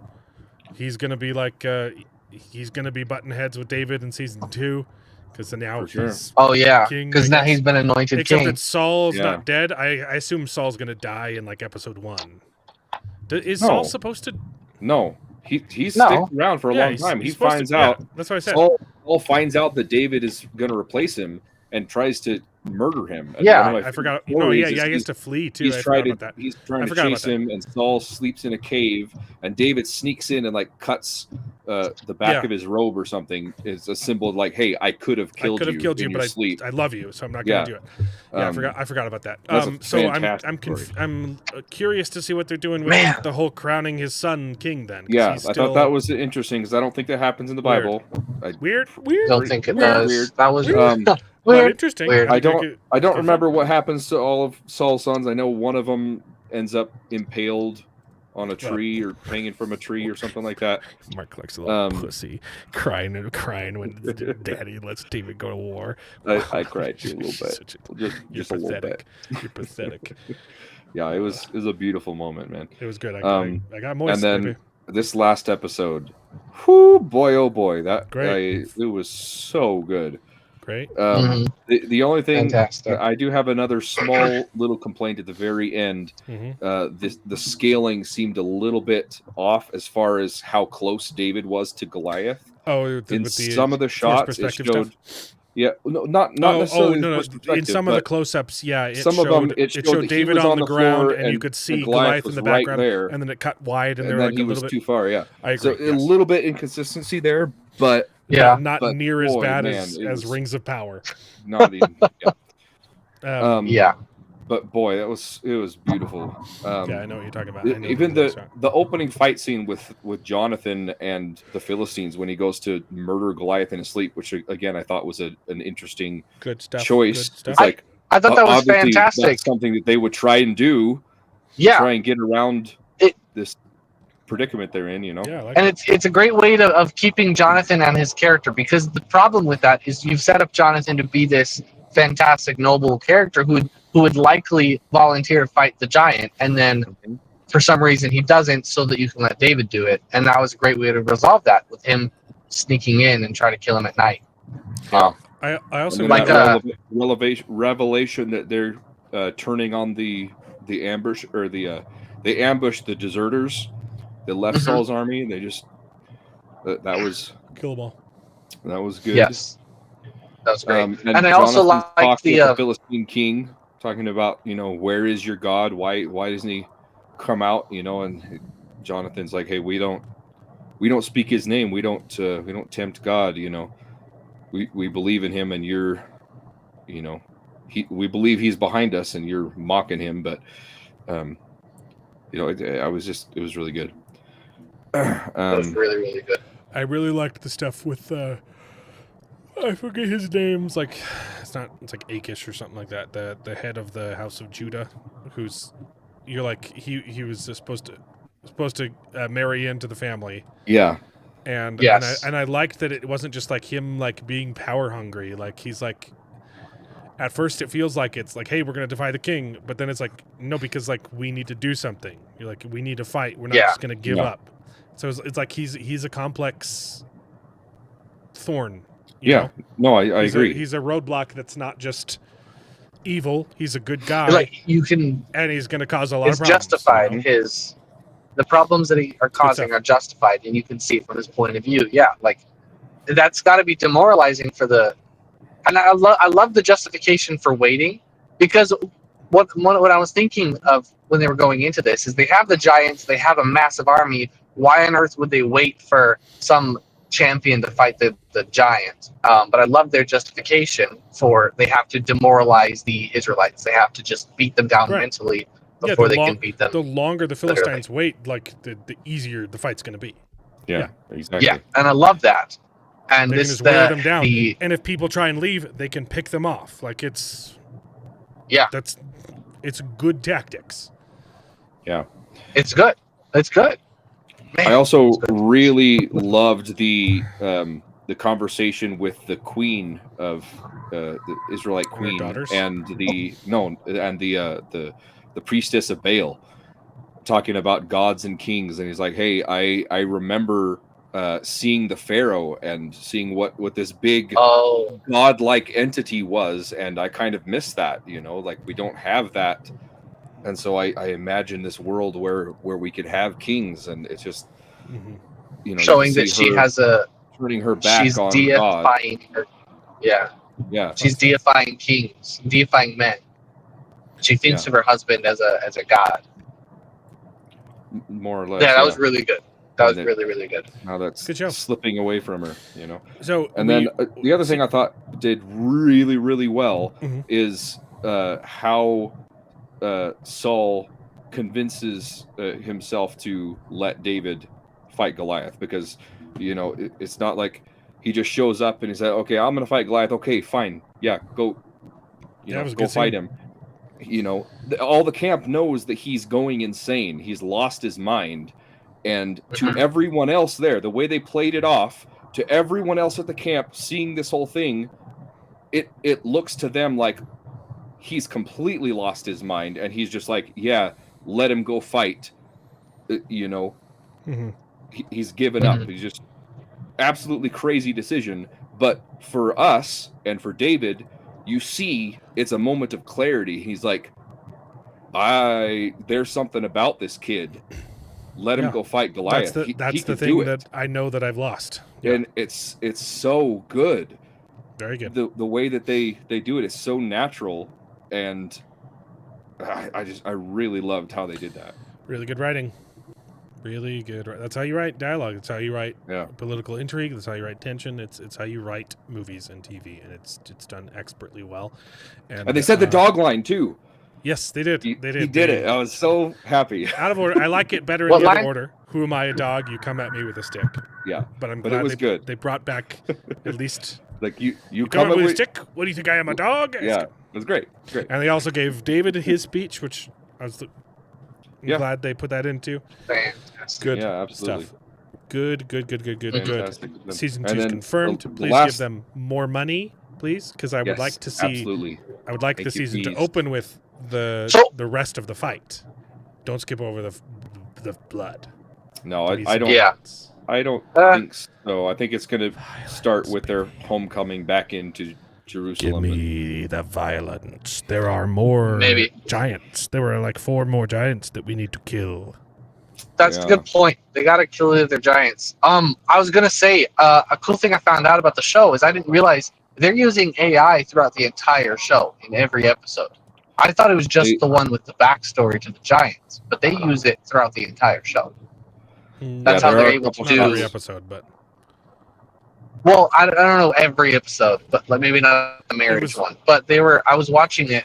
An explanation. They were saying how they use it to make the camps look larger, and Yeah. use it very intelligently.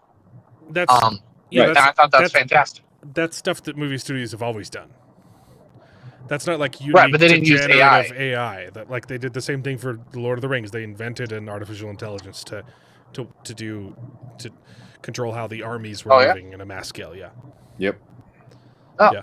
I didn't know that. But But yeah, that That's what one I'm saying, episode like, in people freaking particular out was, about AI are like stuff. do not understand anything about computer programming and don't understand Mm-hmm. we've already been using significantly less powerful versions of AI for a very long time. It's just that it's grown so exponentially fast so recently that people are adverse to it. You're like, this isn't new. It's more powerful. It's scary, but it's a tool. Yeah, It can be That's- used for that's evil and it exactly- can be used for good. exactly. Yeah. It can be used for I just OnlyFans, or thought it it can was be cool used because for they were House of using David. it very smartly. Yeah, good. Yeah. Yeah. Well, I don't think I have anything else to say about it. It was just phenomenal. I absolutely loved Fantastic. it. Cannot wait for David's more. going to be the queen. I see. Yeah. Well, They're gonna make him gay. He's gonna marry Amazon doesn't have Jonathan's brother. Amazon doesn't have creative control over this. They're just the distributor. That's why it's Yeah. good. So, Yeah, I cannot wait for season 2 and for more projects like this. I think after The Chosen and well, House of David they now, announced with the season 2 announcement. They're like, there are a lot of other stories that we would like Yeah. to do. that would be amazing. Do it.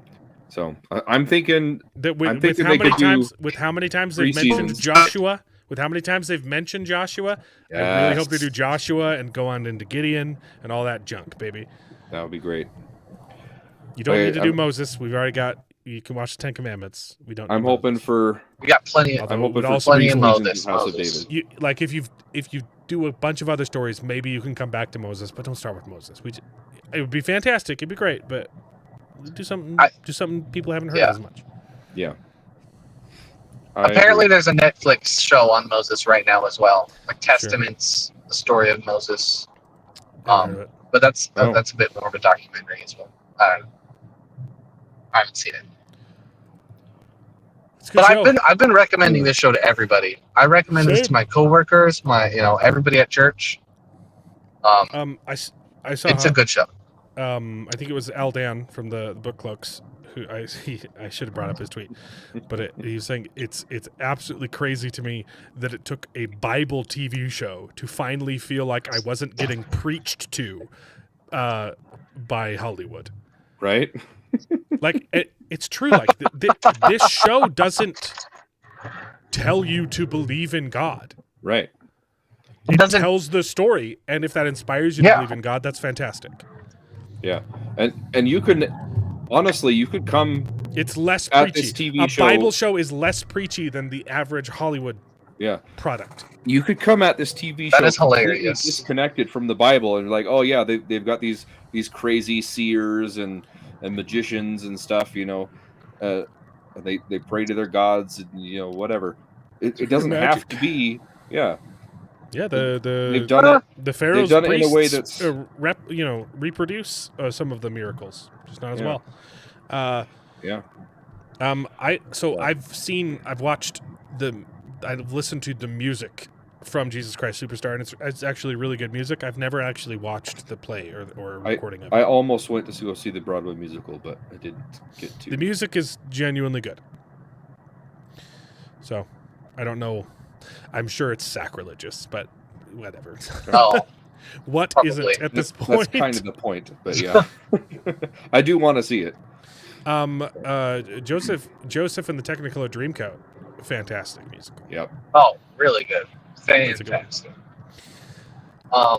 Same. Not a play, but same another writer. adaptation is The Prince of Egypt, and what's the Joseph one? They got the it's an animated one. Dreams, King of Dreams, Prince of Dreams. There you go. Prince of Egypt, King Yeah. of Dreams. I think whatever. Yeah, they're good. Fantastic. They're okay. The music's better though. Okay. I listened to the The music in soundtrack those of- movies. Yeah, I listened to the soundtrack of Prince of Egypt before I saw the movie, and I'm like, this is phenomenal music. And then I saw the Yeah. movie, and I'm like, this is good, but I don't know. The good. music is way better than the movie. In my opinion. You have Deliver a point. Us- The music Deliver Us is fantastic. phenomenal. Deliver Us is Deliver amazing. Us. Deliver Us is All of probably it. the All of them. best song in the entire show. But That's a good one. Yes. Yes. Definitely.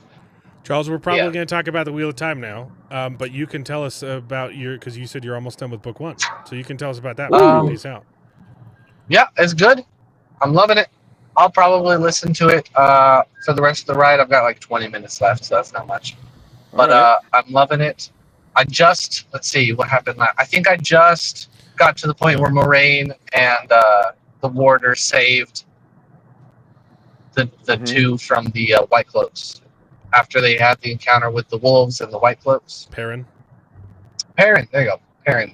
Perrin Yeah. and, I'm still trying to learn the names. Perrin, I believe it's Perrin and Egwene. me too, Egwene. bro. I've read the first 6 books. I'm still trying to remember the names. Right? It's Perrin and Yeah. Egwene that get separated. Perrin and Egwene. Yeah. Yeah, so they got separated when they left Shadow Logos. Shadow 'cause- Logoth, yeah. Shadow Logoth. And then there's 3 groups. There's Naive, Moraine, and the Warder. Lan. Land, there you go. They're all in one group. And then there's Perrin and Perrin, Egwene, Egwene, and then and then Matt and Rand. Matt Rand. And Matt and Rand and Tom. and Tom. And, well, for a little bit at least, Mm-hmm. before he dips out. But then they just met Loyal.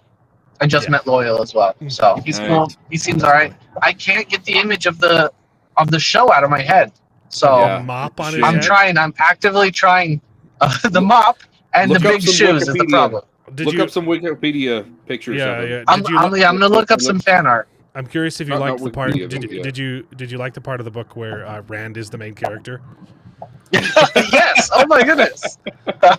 I find it annoying. Like, I like the other characters, but I don't want to hear about Naive. I want to get back to Rand. Like, he's the main character. Wait till and book 3, he's- bro. Most of the show, I've already Yeah. heard that he's It's okay. so good. It's okay so though. good. Book 3 is one of the best books because Rand isn't in it. Yeah. But Yeah. it only works because you spent 2 books with him, and you like him, and you understand what he's doing, and then you're like, wait, where'd he go? Where did he go? Where did he go? Where did he go? Yeah. It's yeah. really good. I'm excited. I'm loving it. I hear it only gets better. You guys Yep. told me it gets better, so I'm Yep. excited. It gets better, and then it gets a little bit worse, and then it gets better. I think I will watch the first 3, season 4 after I finish the book, though. Is it 1 for 1? Yeah. The first season is just the first book. No, It's season supposed 1, to be, sure. yeah. Season 1, sure. Season 2, two I was don't even supposed know to what be. it's adapting. Yeah, it's supposed to be seasons 2 and 3, but it was. It's it was neither. a little bit from book 2, It's not. kind of. And then All right, well. season 3 is Kind books of- 3 and kind of book 4-ish, 4. kind of. Yeah, it's wild, man. Okay, so there's I'm a not gonna couple watch things season this episode, 2. I'm like, Se- what the season crap are 3 they doing, man? Season 3 has adapted 1 scene from book 4, like Yeah. correctly. And that was done really well. But Man, It's a really good scene. yeah, it's weird. One of the man. best scenes in the whole There's- book series. there's 12 Yeah. books, right? There's 13 books. 15 books. 13? 15? Holy cow. I thought. There's 14 books and 1 prequel. 15 Okay. total. Oh, holy cow. Yeah, alrighty. Man. Well, Yeah, I thought. step by step. Yeah, I read the first 6. I thought it was halfway through, but I guess not. Nope. Yeah, I mean, aside from the prequel. Well- I will never But forget yeah, the because books, I have the full set and they come in packs of 3. So okay, it's gotcha. 3, 6, 9, 12, 15. And the prequel's in Nice. the last book, the last set of 3 books.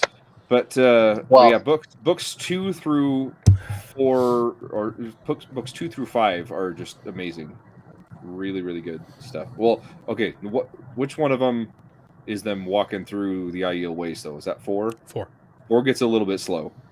But then the ending is great. But 2, 3, and 5 are amazing, and the 4 end is of the 4 long. is I think phenomenal. 4 is the longest book. It does slow down a little bit in the middle, but man, the ending is fantastic. And then 5 is my favorite book. I When, think I agree with that so far. When does Brandon Sanderson take over? The last The 3. last 3, yeah. Last 3. Yep. Does that include the prequels? No. No. Robert started the prequel and then found out it didn't perform well. Then he found out he was dying, and then he got one last book out, Knife of Dreams, and then died. Dang. So, Man. somebody But he slapped had- David. Book 4. Look, I He love knew it book was 4. happening. I love book 4, Yeah. Mark. It gets a little bit slow in the middle. Yep. It's really good though, and it is a lot of You people's can't favorite book. argue. Gets a little slow. But it's good slow. It's like, oh, this is It's good really stuff. this It's is just really kind of tasty molasses. Repetitive. Yeah. Tasty molasses. Because it slows down to Tasty. do it slows down Yeah. because it has to do a whole bunch of world building that had kind of been ignored in previous books, and it really starts branching out. Books 1, 2, and 3 are kind of fetch questy, does a little bit of world building, but mostly like character stuff. And then book 4 is like, there's so much more, guys. It starts branching out significantly, and slows down a little bit because of it. But it's none of it's bad. It's the longest book. A little bit slow, really tasty though. Okay. Yep. Some women like it slow.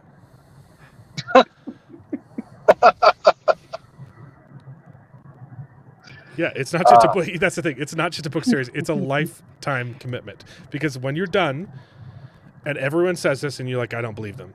When you finish reading the books, there's an instant desire to reread the whole series.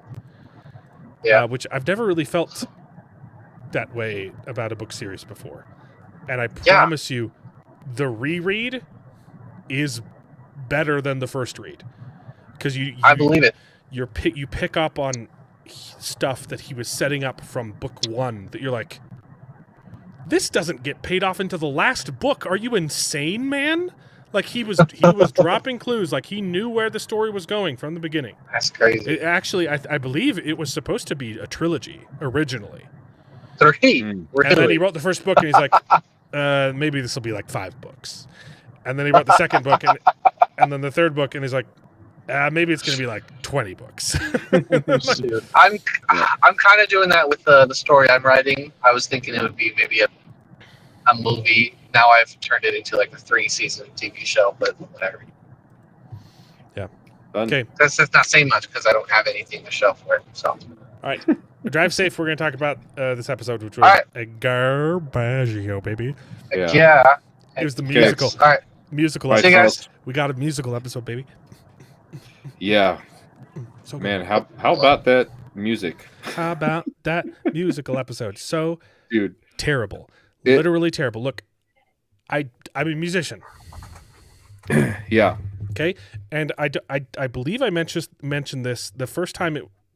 The ADR has always been terrible. It was really bad. really bad in the best episode, the Ruidion episode. The ADR in that episode is trash. Like there's scenes where they're walking through the desert and you can hear them. Okay, so I'm gonna go into the desert, and you're like, I can hear you breathing into the microphone, my man. And there were times in episode 4 where it didn't even sync up. Like their mouths didn't sync up with some of the lines. And this episode had the same problem. Yeah. They're Mark, I don't literally- think anything as bad as the Klingon singing. It's not even. But it was It's not pretty even. bad. They're not even inside a noisy tavern. Yeah. They're in the street. It's a tavern. It's an open air tavern in the middle of the street with with drunkards singing and screwing and shouting, and It's like a and studio Elaine recording. stands up on the table, and the first thing you hear is the hills of Tanchico, and her voice is completely auto-tuned. You can hear her breathing into the microphone. You can, and it's garbage ADR. It's really, really horrible sound design. Not only that too is you can't really hear anything aside from the song too. Like Yes. like she's stomping on the counter. And you can't hear her and you stomping. can't hear her stomping. It's like, what the crap is this? It's really bad. It's really bad. So terribly done. Like the song itself was okay, but the delivery, the tune, recording of it was not so bad. Terrible. Whoever wrote the melody did a good job. Yeah. The performance is fine because it's auto-tuned out the wazoo. The record, like the production, garbage. Yeah. The lyrics are awful. Yeah. Okay. I get what they were trying to do. It's a song. The entire song is innuendo about boobies. It's very subtle because all of the dancers are grabbing their boobies. Yeah. These are the hills of Tanchico, my boobies. Yeah. Okay. Literally, that one lady was just like, it wasn't just her. And you're like, I wonder what the hills of Tanchico are. Boobies. Yes, the hills of Tanchico. It's a song about boobies. And I know why you're confused, Mark Clark. It's because the lyrics make no sense. Okay? If you're going to write a song where the entire song is innuendo about boobies, it needs to make sense in both contexts. You have to have a context where it's the lyrics are innocent, and then when you realize it's innuendo, those lyrics also have to make sense. You have to write two songs with the same lyrics. Alan's dance move just traumatized me. Good. The hills of my boobies, you can travel between my hills and kiss them. So the lyrics are when one's not enough and 3 is too many, 2 will bring a man to his knees, and Tanchico will make a man out of you in the hills of Tanchico. Yeah. What does that mean? If you take the song literally, here in Tanchico, we don't like women who've had mastectomies. Are you going to sleep with a woman who had cancer? No, no, no, no, no. If she chopped off one of her boobies, that's not enough. La, la, la, la, la, la, la. Also, if she's the alien from the Arnold Braunschweig movie, if she's the alien from Total Recall with 3 boobies, no, no, no, no sci-fi in the show, even though it's technically a sci-fi show. 3 boobies is too many. Boobies, 2 boobies is the perfect amount of boobies because it's the only amount of boobies that exists. Yeah. Yeah. There's nothing special about the hills of Tanchico. That's not how you write innuendo. Yep.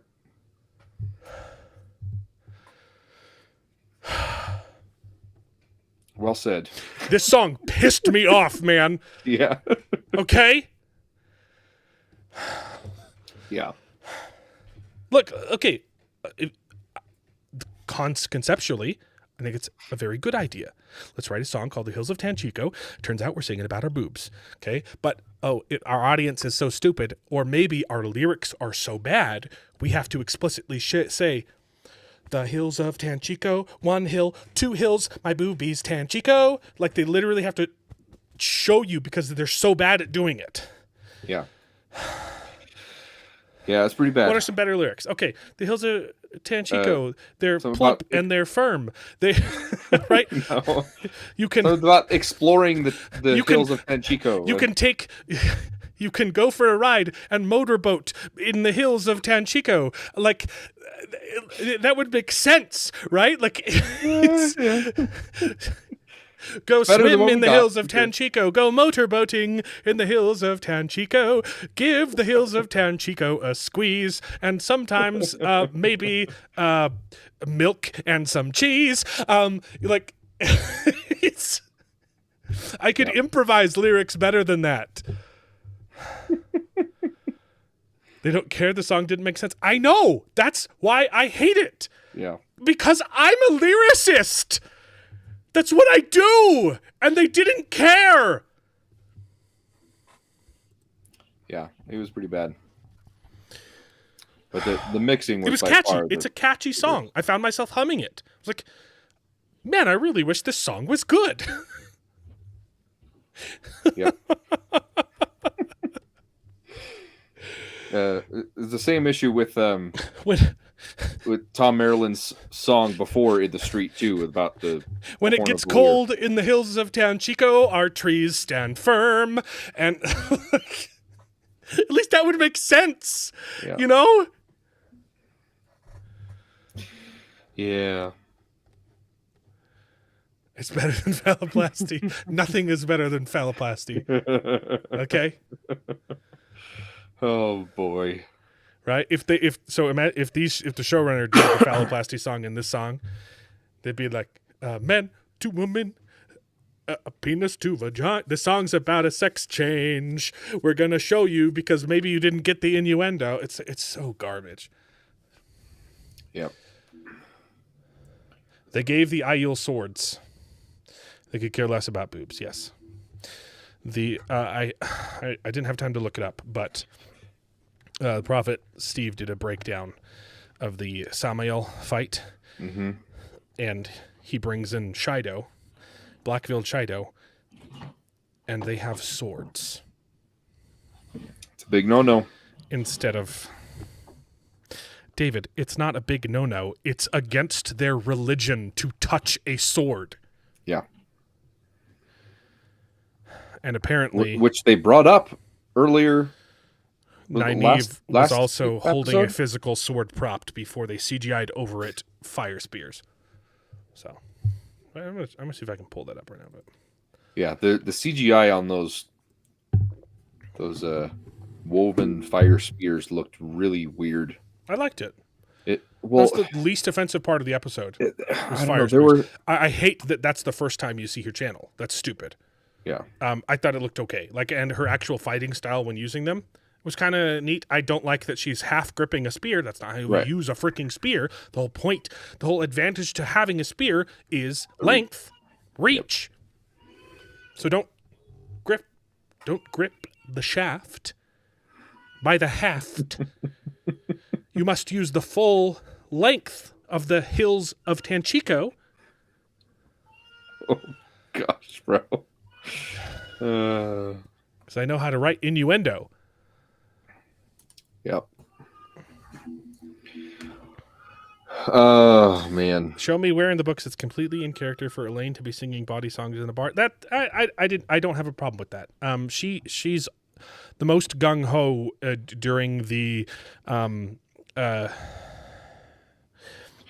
circus plot. She's the one who's all gung ho about it. Yeah. And I'm What pretty I- sure there's even a chapter where she's kind of into singing body songs. Like Matt, I think Matt starts singing one. She knows all the lyrics. Yeah. So- But what I do have a problem with though is the inconsistency with these stupid veils of Tanchico, right? The best scene when Matt walks in and says, "Nynaeve, you're not a good enough whore to wear that many beads, Yeah, right. but I am." And he takes Exactly. it from her and he puts it on. It's so stupid. Yeah. No one would pay that much for you, you slut. Yeah, that was hilarious. But I mean, the veils look stupid, especially on the men. Like, oh gosh, it looks so bad. Oh, it might But be Brigitte. they- Yeah, no, you're right. It's Brigitte who starts singing a song, and Elaine blushes about it. It's not the worst character assassination the show has made. But Yeah. I agree. Yeah. Okay. I think you've. I mean, I think you've she also changed my mind. cozies up to Tom Maryland and plays with his beard while he's singing His songs mustache. and stuff. You know, His mustache, right? Thank you very much. Anyway, but yeah, I hate how boobies consistent they are, right? Because they establish that they wear these, that the women are supposed to wear them, not the men. The women are supposed to wear them as a Most show of the of men modesty. are wearing them though. Right. It's ridiculous, but they said it's supposed to be a sign of modesty, right? And they But it's even not. say It's in a here- sign of how expensive you are. Yeah, exactly. But they even say in this one where that guy is flirting with Elaine, and she's like, "You're not gonna get me without my veil off." And then the very next freaking scene, she's got her veil all the way off, and she starts her freaking song. And everybody else is walking around without the veil, so it's like, Yeah, why? Oh, and then that one scene where the dark friend comes up and she's spying on them, and then she takes her veil off to reveal herself to the camera. It's like, Oh my gosh! It's How silly. stupid, like, they wink, establish wink, they I'm establish spying on you rules to guys. just then not pay attention to them. Yeah, it was absolutely nonsensical. They just went back and forth. It's dumb. And they looked stupid as well. Especially the guy, like some of the guys had, one of them had just like a full-on face mask with eye holes, and one of them had like a superhero mask with the eye holes cut out of it. It's like, it looks so goofy and stupid. But, oh, man. I'll make What a else? Dan What else? Chico out of you. Oh, freaking pissed me off that Min sees that vision about that guy, and he's like, "Oh yeah, you should go propose to that girl that you saw on the street because she's totally in going love to with murder you." And he's like, "Oh no, she's gonna kill him." Like, It would make sense if bro, they're what? like, it would make sense if she says, "Now we need to follow him so we can find her." Yeah, But they don't. Yeah, She just I sends him don't to understand. his death. I know. Yes, you're right. You're right. I was confusing that scene. It's because Brigitte is always around Elaine. Gotcha. I stand corrected for once in my life. I've never been wrong. Matt is still flaunting the horn that he blew the horn to. Perrin is flaunting And Matt's Perrin, horn. yeah. Oh, that pissed me off too. He's like, "Oh yeah, I brought this memento. I wasn't going to tell you, but yeah, we got the horn. My buddy blew it. I was going to give this to his sisters." Like, they've already established in the show too that whoever blows the horn is bound to it in life, and they have to be killed in order for it to be transferred to another person. They've already said that in the show, and they're still flaunting it around, saying it willingly in the streets, telling it to a bard he's singing a song about the Horn of Valir, and he's like, "Oh yeah, by the way, I blew the horn." Pissed me off. Okay, let me see. I've pulled up. Min's a dark friend in the show. Yeah, everyone knows who she. Yep. Let's see. Let's pull. Also, Fail's mom is a dark friend too. Apparently, I don't remember that from the books. Wasn't her? She's not. Davis. Yeah. Her parents were wanting her to come back home, right? And she was like, "No, I'm gonna go hunt the horn. Oh, I found myself a hottie. I'm gonna settle down and get married." No, her mom is awesome. Yeah. Okay, so I'm gonna go back to, because, yes. All right, let's break this down. So they randomly get. So Samael bursts in and knocks him over. Yep. Okay. So we're going slow, and then we get some Shydongs who come in a bit. Oh no! Someone hurt my back. Someone put a pea under all these mattresses. I can't sweep like this. That chest shoulder pauldron thing looks so bad. Oh, Okay. gosh. Look what the Shido are holding. Oh, could that be a spear? Well, let's see in future scenes if that's a spear. Yeah, no, there wasn't a shaft coming out the other end. That was just a you short get a better sword. view later. It's called I'm burying the lead, David. Mhm. They're short swords. Too long to be daggers. Watch. I hate his hammer. I hate that it's he channels. It's like a mace turned into a hammer thing. Yeah, I'm so gonna turn this into a hammer with magic. Well, why not Stop. just use Hammer magic time. to kill people instead? Okay. yeah. La la la la da, da, da, da. She does her interpretive dance. Oh no. Yeah, da, da, da, da. Egwene is the whole thing with Egwene. Her whole thing is that she doesn't use hand motions when she channels. Yeah. Because she mostly learns channeling from not Aes Sedai. Okay, look at his sword. He's holding it in reverse grip. You will see. Look, there's the handle right there. Mm-hmm. That's a sword. They're all swords. They repurposed the Shan Chan little swords for this scene. Thanks, Joshua, Wow. for that info. Yep, that's a That sword. is quite pathetic. That's a sword. It's against their freaking religion to use swords. Okay? Okay, and then he's about to do his thing, and then Avienda comes up. I noticed another inconsistency in 80s. Also, I want to note that when he swings that hammer around, he's just barely holding onto it with like 2 fingers, because it's a prop that's obviously made of, fiberglass or foam or something. And he's it looks no, Fail when we first met Fail, they didn't tell us that the scene where they bring it up this episode is the first time that we heard that she's hunting the horn. I thought she mentioned it offhand, maybe in a previous episode. So in the but books, yeah, it was not. It's a She's wilder just thing kind of to use gestures, but also a lot of the Aes Sedai do. It's a plot point where you tend to use the gestures from the Aes Sedai that taught it to you, and so you could like figure out the genealogy of who you learned magic from by the gestures that you used. And it's Elaine who's the kind of the first one in centuries who realizes you don't need to move at all. It's a crutch to use gestures when you're channeling. Yeah. It just helps you do it, right? It's purely a mental thing. So the Aes Sedai did it too. The Warders, the Wilders did it more. But so remember how the next scene after this is Avienda creating her fire spears? Mm-hmm. She stabs him with a fire spear. Yeah. Before she creates one, or maybe she throws it at him. So okay, I'll give the show benefit. Hey, of that. Maybe they're actually using a spear. How maybe it's she one of throws its intended uses, okay? And then channels herself a new one. But I'll have to see if I can spot. Apparently, if you look closely, she's holding an actual prop in one of these scenes, and it's a sword. Yeah, you can clearly see a I cross. just clicked the wrong button. Sorry.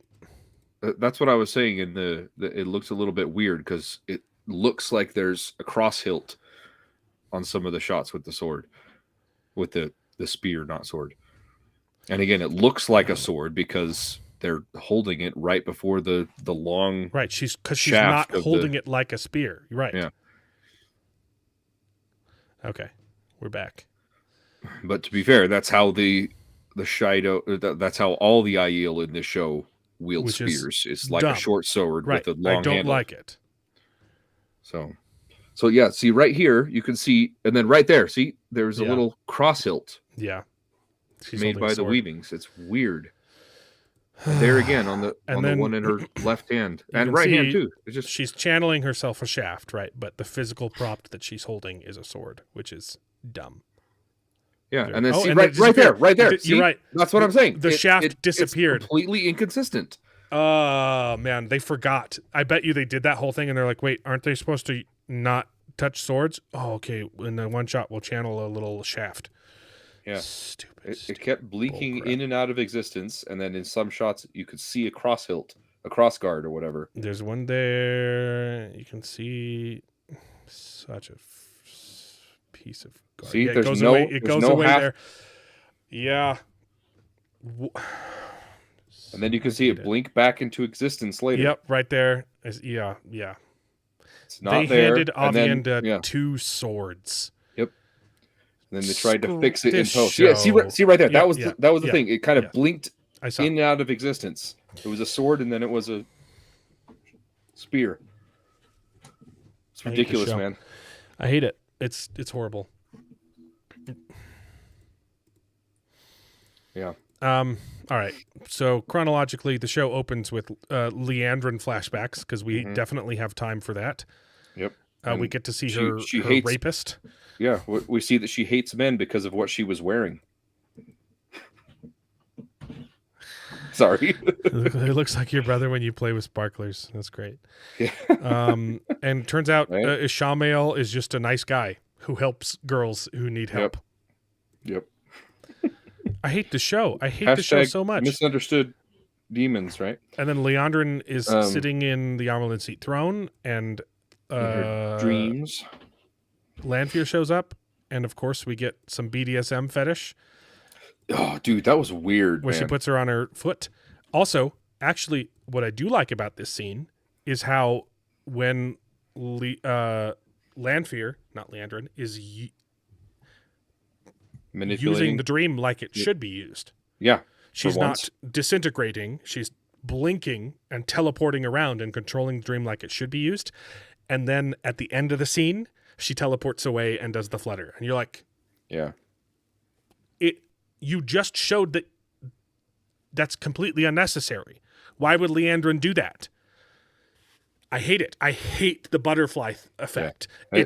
I hate it with a passion. It's an interesting visual, but I agree with you. It doesn't. And if you're gonna do it, be consistent with it. Yeah. And they're not. They showed how it could have been done the whole time. Yep. And then we also get that weird sexual tension between Lanfear and Egwene in that other scene where she's tied up on the same. We're not there yet. Okay. Man. So we get Dark Friends. We get Leandrin's plan to. I found a picture, and this is. We've been here for weeks, and I'm just now explaining to you what we're looking for. Mm-hmm. Like, it takes Matt 30 minutes to find whore up an the answer. bracelet. Yeah. And they're just now starting.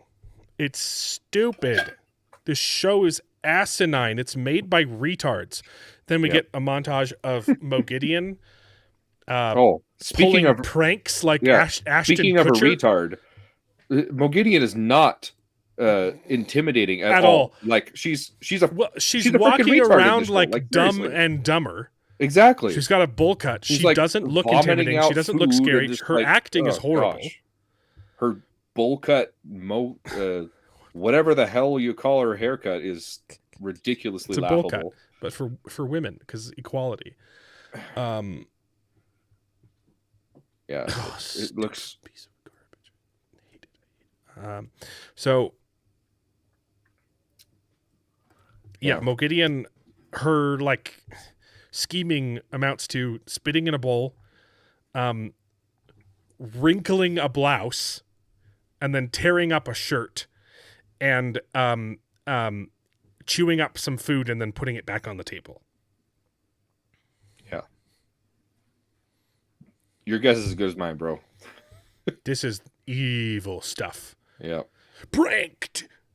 I just wanted Ashton Kutcher to show up with a camera the entire time. You've been punked. You're on pranked. You're on You're punked. punked. Yeah. It's never explained why Matt is wearing a dress Mm-hmm. and why he's wearing beads. I don't understand. Especially when they say it's only the women that need to wear it, and then he picks it up and wears it, and then you get Moraine talking with Lanfear, and Lanfear's like, "Oh, you saw visions of me killing you. Tell me what happened." Okay, and then we actually get a good scene. It's Rand and the little girl talking about squash. Yeah. That's a good Yeah, that scene. was good. It's a good scene. It explains a little bit about It's the good toe and- setup for the scene at the end, which was not executed well. I did not like how they did Yeah. him trying to bring her back to life. But yeah, the scene where he's getting to know her, actually a good scene because it's Rand having some of his only dialogue in the season, and it's him being charming because he's a good actor, and the girl is actually a good actress, and the scene is important, and I wish it was used better at the end. Yeah. Let's see. I agree. Oh, then we get the two rivers. I hate Fael so much. We get more Maxim scream time and Alana being stabbed, and then we get Perrin that was- and Fael. That was Pod and Fane that showed up with the White Cloaks, right? Yes. Okay. That's accurate. Okay. Right. He's going by he changes his name to I don't believe. remember. Does he call himself Mordith when he's with the White Cloaks? That Or yes, it's Mordeith, I think. correct? Mordeith, yeah. Mordeith. Moradin is the new name for Shamiel. La, la, la, la, la, la. You know, they don't. If they're not bale-fired, they come back. Yeah. Okay. Yeah, Ordeith. Thank you. Matt is very quick there's barely any dialogue in the Two Rivers in that scene, and then it jumps to Matt flirting with a gay guy. Mhm. And then Tom shows up, and for some reason it's not Elaine who recognizes Tom's voice. It's Matt, who I don't know if Matt has heard him sing. I think No, he was with in Rand season in, one, the scene where he's introduced. Okay, Yeah. I still don't like it, But he still wouldn't recognize some random bard's voice that they met one time, you know? Whereas there's reasons for Elaine to recognize his voice. Yeah. Then we get the Avienda, not Avienda. And then we get the Nynaeve and Min scene where she sends a guy to go die and then doesn't follow up on the information. And then we get Midget Sedai getting confronted by Leandrin. Yeah. And it's just set up for the scene that happens later. And then we go back to Leandrin. Leandrin also has something about weaving through people's foreheads. Like she did that in the flashback, killed both the guys through the foreheads, and she killed the midget Black Aja lady. Like, Leandrin is supposed to be the one who rediscovers compulsion on her own. Yeah. You're right. I forgot about that. Like only the Forsaken are able to do it, and Leandrin has figured it out, and now she learned it from Midget Sedai. Yeah. Instead of learning it herself. It's supposed to be something she's always been able to do. She figured it out. And she tries using it on a Forsaken, and it goes very, very poorly. Yes, that's a good scene. So before we get the meat of that scene, it's just her and Leandrin talking, and then it cuts away. And it's Egwene and the Wise Ones, and the first thing she says is, "I haven't learned my lesson." Remember how in the books she gets humbled and she tells, "Hey, I'm sorry, I lied to you guys. I told you I was a Aes Sedai, and I went into the dream without your permission." And it's called character growth because she learns from the experience. She gets humbled. She gets the crap beaten out of her. And this scene is, yeah, I did it, so what? And they don't punish her. Yep. They just say, okay, here's your next lesson. She's supposed to be learning toe. Mm-hmm. And they're like, okay, we're going to help you more. That's antithetical to Aiel culture. Yep. So stupid. Especially when they did such a good job explaining it.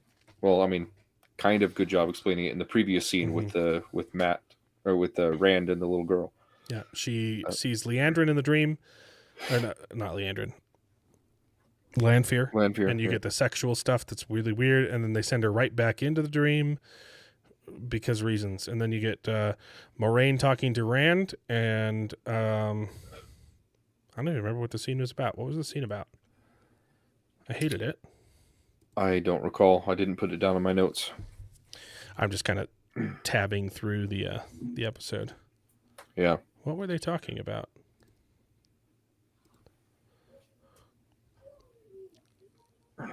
Matt and Moraine, or no, Rand and Moraine.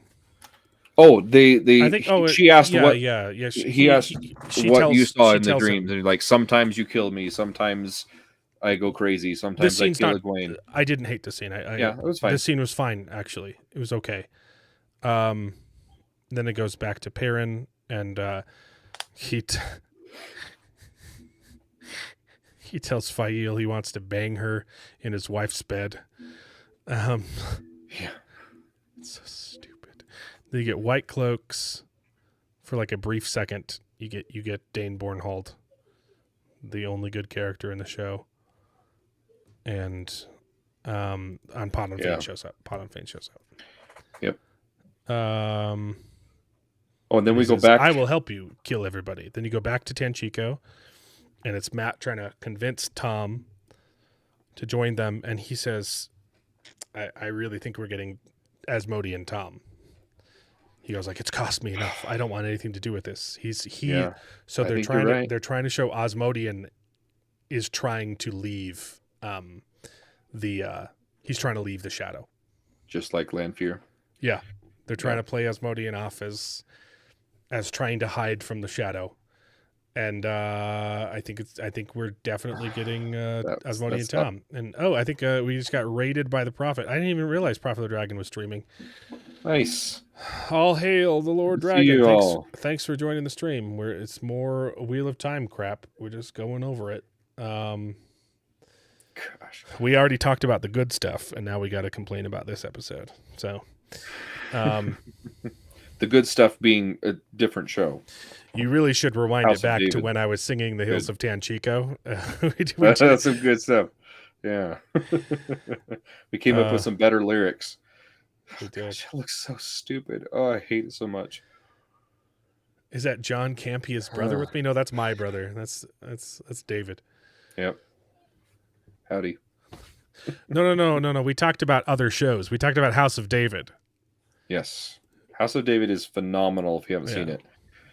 It's beating out Yeah, here. This will get you happy. Yeah. I don't know if Steve showed you guys this, but if you're new to the party, let me show you something that is beautiful.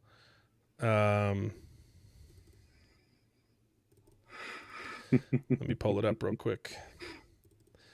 There's a little screenshot I took this morning, and Wheel of Time is number 4. Yep. It's being beat by Reacher, that ended 2 or 3 weeks ago, being beat by House of the David, which is now over. Phenomenal And it's being show. beat by The Bondsman, a show that I've never heard of, which is somehow number 1. Yep. It's pretty pathetic. It's the singing bit the how can you not love The Hills of Tanchico? Because I'm a musician. I'm a lyricist at trade. And they tried to write a song where the entire song was innuendo about boobies, except that the lyrics don't make any sense. Yep. Oh, yeah, we looked at that. The prophet was just talking about The Bondsman. Is it good? Is it a good show? I'm going to go watch it after this and see if it's good. Yeah.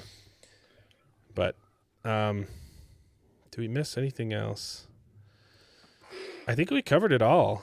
The only other note I had was with the girls. Matt's sisters heal her with not only by weaving for the first time, but linking and weaving and healing. They don't link. She doesn't teach them how to. They are simultaneously healing her separately. It would make sense if she told them to link. And then you're like, okay, I can maybe see how these 2 untrained sisters could be coached through doing some healing if they're linked and have more power, right? They don't. They do it simultaneously. Yeah. They're healing different parts. Like that doesn't seem possible or safe at all. You like a prophet liked episode 1. Cool. Okay, I have to do the bit again. So the tits of Tanchico. Here's the thing: if you're gonna write a song where the entire point of the song is innuendo, you have to write 2 songs with the same lyric. Okay, and it needs to make sense. There needs to be an innocent part of the song that makes sense if you're an innocent person, and there needs to be a filthy, dirty part of the song that's filthy and dirty if you have a dirty mind. The lyrics need to be the same, and there needs to be 2 interpretations. That's how innuendo works. And the problem with The Hills of Tanchico, I actually think the melody is catchy. I think whoever wrote the melody did a good job. I found myself humming the song afterwards despite how much I hated it. The lyrics are asinine. Okay? The innuendo is if 1 boobie's not enough and 3 boobies is too many, 2 is the perfect number of boobies. When 2 is the only number of boobies that have ever existed. Okay? It's ableist. Okay? Do we like this is basic. If you take it at face value, the innuendo song, The Hills of Tanchico, is singing, do we like women who've had mastectomies? No. I'm never dating a girl with cancer. 1 boob, not enough for me. La la la la la. 2 boobs is just right. If you're Total Recall, yes. Do we date aliens from Total Recall? That's too many boobies. La la la la la. 2 boobies is good. That's The Hills of Tanchico. Yeah. And if you don't know anything about lyrics, I talked to a few people who didn't understand that the song was innuendo. They didn't get it the first time that the song was talking about boobies because it doesn't make sense for the song to be talking about boobies. And the only reason that people caught on is because they had a dancer. Their lyrics are so poor and it's so badly written that they had to have a dancer going, "These are my hills of Tanchico, my two boobies." Yeah. I hated that song. Also, if you're talking about mixing and production, they're not inside a tavern. They're on the streets. They're on an open air tavern where people are shouting and clanging and probably screwing off screen, making tons of noise. And Elaine gets up on stage, and the first thing you hear is her breathing into the microphone like, "Okay, I'm going to sing a little song now." And it's terrible, and it's auto-tuned out the wazoo, and the song is garbage and filth. So Yep. there you go. That's the short version. That's the Spark Notes version of why we've gone on for Tanchico quite is a bit. horrible. So if that was entertaining, go back 10, If you want to 15 see minutes. me rant about it for 20 whole minutes, Yeah. rewind the stream. We came up with some alternate lyrics that were better. Look, I didn't like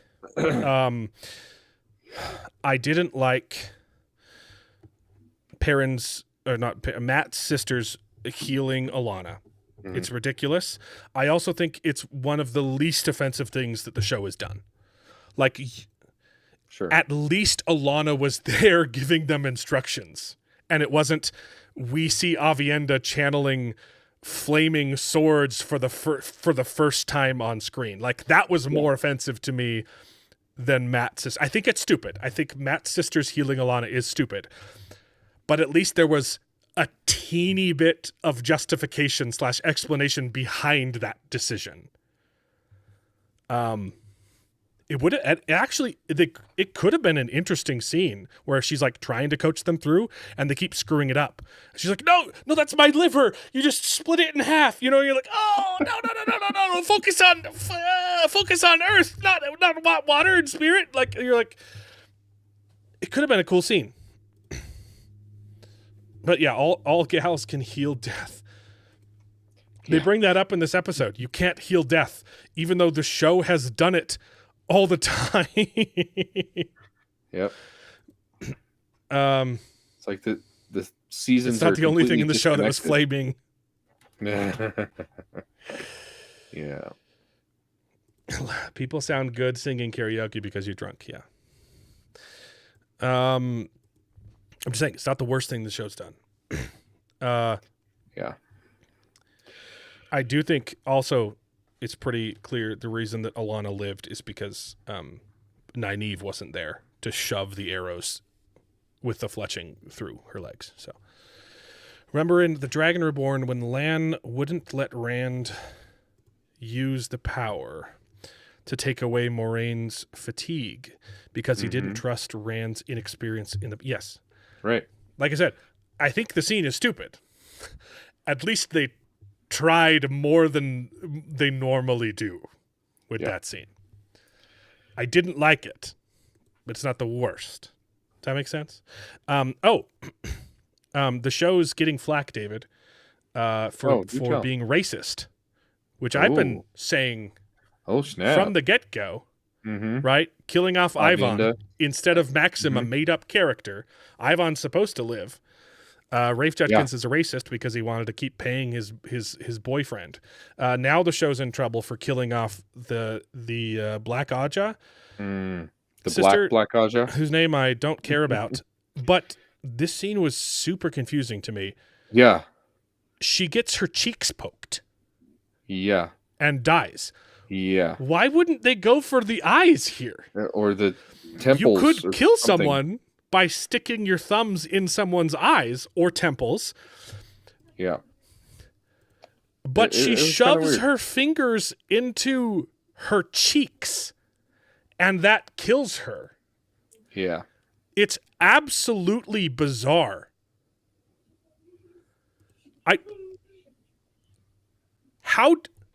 Clearing her sinuses, bro. That's just bone.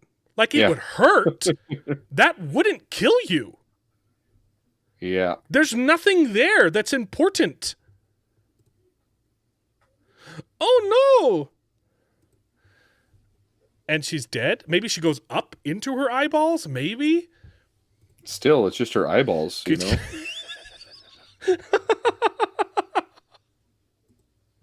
I got your nose.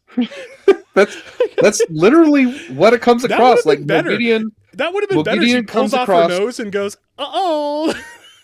Mogideon comes across as like a child retard, who's just going about like, oh, I scary spiders. I'm gonna regurgitate this food on you. I'm gonna poke out your cheekbones. I don't understand the black fingers. Oopsies. They watched one episode of Agatha All Along and then made her fingers black in post. Yeah. Oh no, they did it before, so they probably watched the Multiverse of Madness. I thought, ooh, that sounds good. Or did they show her fingers turning black in the post-credit scene in the movie before that one though? I don't know. I don't know. In WandaVision, right? The end credit, the post-credits teaser, it shows her using the Darkhold, and I think she has black fingers then. So, whatever. Yeah. It must be the cheese touch. My son just barely watched the because he's read all the books. He just watched the movie and he loved it. It's a good movie. It's a funny movie. Yeah.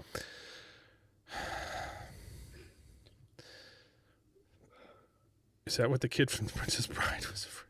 I don't know. She has stink fingers. Yeah, probably. Yeah, I don't. Did we cover everything else? We already covered the swords. I hate the thing that Elaine is wearing on her head. Yeah, it looks dorky. I guess we probably the least dorky thing in Tanchico, though. Honestly, we didn't talk about the compulsion scene. With so you remember? Do you remember the scene from the books, David? Where Mogideon uses compulsion on him. I don't remember. Well, like the whole point of that scene is she uses compulsion so that they forget that she was there. And in this scene, she uses compulsion, tells them to forget her, and then leaves evidence that she was there.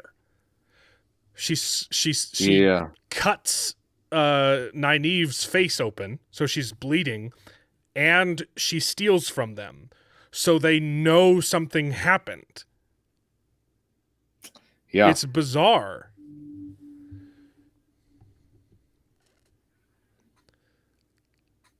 Yeah, that's a good point. Yeah. Yeah, it's completely inconsistent. And then there's my wife there. She walked in on one of the Tanchico scenes and she's like, that looks stupid. Yeah, you thought your husband was gay for a bit. It's gross. Yeah. It's a very gross show. Oh, we didn't talk about Rand and Egwene breaking up, which I thought happened in episode 1 of season 1. Like Egwene broke up with him, and now she's mad that he betrayed her trust. I'd be more upset that he's banging a Forsaken. And she doesn't even bring up the fact that she's been torturing me every night until the very end. And it's so stupid. Like, these conversations were written by stupid people. Yeah.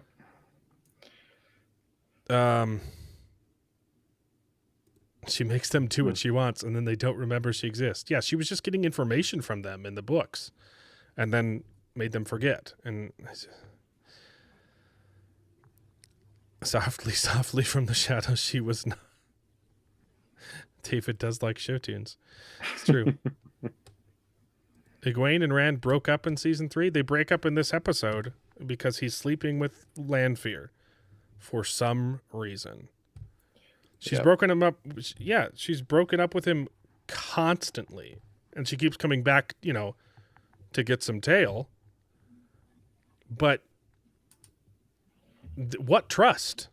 Like, she's pushed him away in every episode. And so, like, everyone was mad. Everyone on Twitter was mad about about Rand's line where he tells the truth, where he says, "You've never been interested in me. What do you mean I was unfaithful to you?" Yeah, they broke up in episode 1. So, we don't need this one. We'll skip that one. Let's just show how dumb people are. They're gooning over Mogideon and how creepy she is, and her creepiness was just wrinkling a blouse and spitting in someone's food and chewing up food and putting it back in. Oh, and tearing another shirt with her mouth. That's her creepiness. I genuinely don't understand what it was a montage. We got a Forsaken montage. Yep. I was expecting her to start coming out in different outfits, you know? Right. It was ridiculous. This is not creepy. What? It's funny because the people who thought that she was creepy are more creepy in real life than Mogideon is, right? If you look at weirdos, I believe it. like Matt Hatch, and people with blue hair, right? The kind of hoops that you have to jump through to tell yourself that kind of stuff is normal. Like, I don't know how creepy can exist in your worldview anymore, which is probably why they think Mogideon is creepy, because she does things nonsensical. Because the scariest thing that they can think of is their blouse getting wrinkled, I guess. It's... Yeah. She's like a literal spider. Yeah, I know. Spiders hate silk. Spiders spit in my food all the time. Right. This Just is some wanted more a little cope. This bit is of more cope Little Miss online. Muffet's chowder, right? The most exciting thing about the Wheel of Time so far is that it actually seems to have gained enough traction to go all the way. This is the first fantasy series since Game of Thrones that has had a positive praise for the show that has almost completely drowned out the negative criticisms. Just because you block people who criticize the show doesn't mean there's negative criticisms, okay? They praise the Rotten Tomatoes score, and I had to explain it to them. What you're experiencing with the Rotten Tomatoes score is survivorship bias. Okay, do you know what that came from, David? The planes in World War I, I believe, is when they first started explaining the concept of survivorship bias. The planes would come back and they would make diagrams of all of the bullet holes that were left in the planes. And they said, okay, this is where planes keep getting shot. Let's reinforce those areas and make planes safer. So they made the steel thicker where the bullet holes were. And it didn't help. Do you know why? Because the planes that got shot down is what they needed to look at. They needed to look at the planes getting shot down. Okay? Yeah. The places with the planes that returned had holes in the only place where it's safe to get shot. Yeah. These were the least important places to show up because you could get shot there and still make your way home. They needed to reinforce the opposite places of what they had on the diagram. Okay? And that's what has happened with the Rotten Tomatoes score. Season 1 had 94 reviewers. I'm not talking about audience. Audience has dropped too, okay? Season 3 dropped to half of that.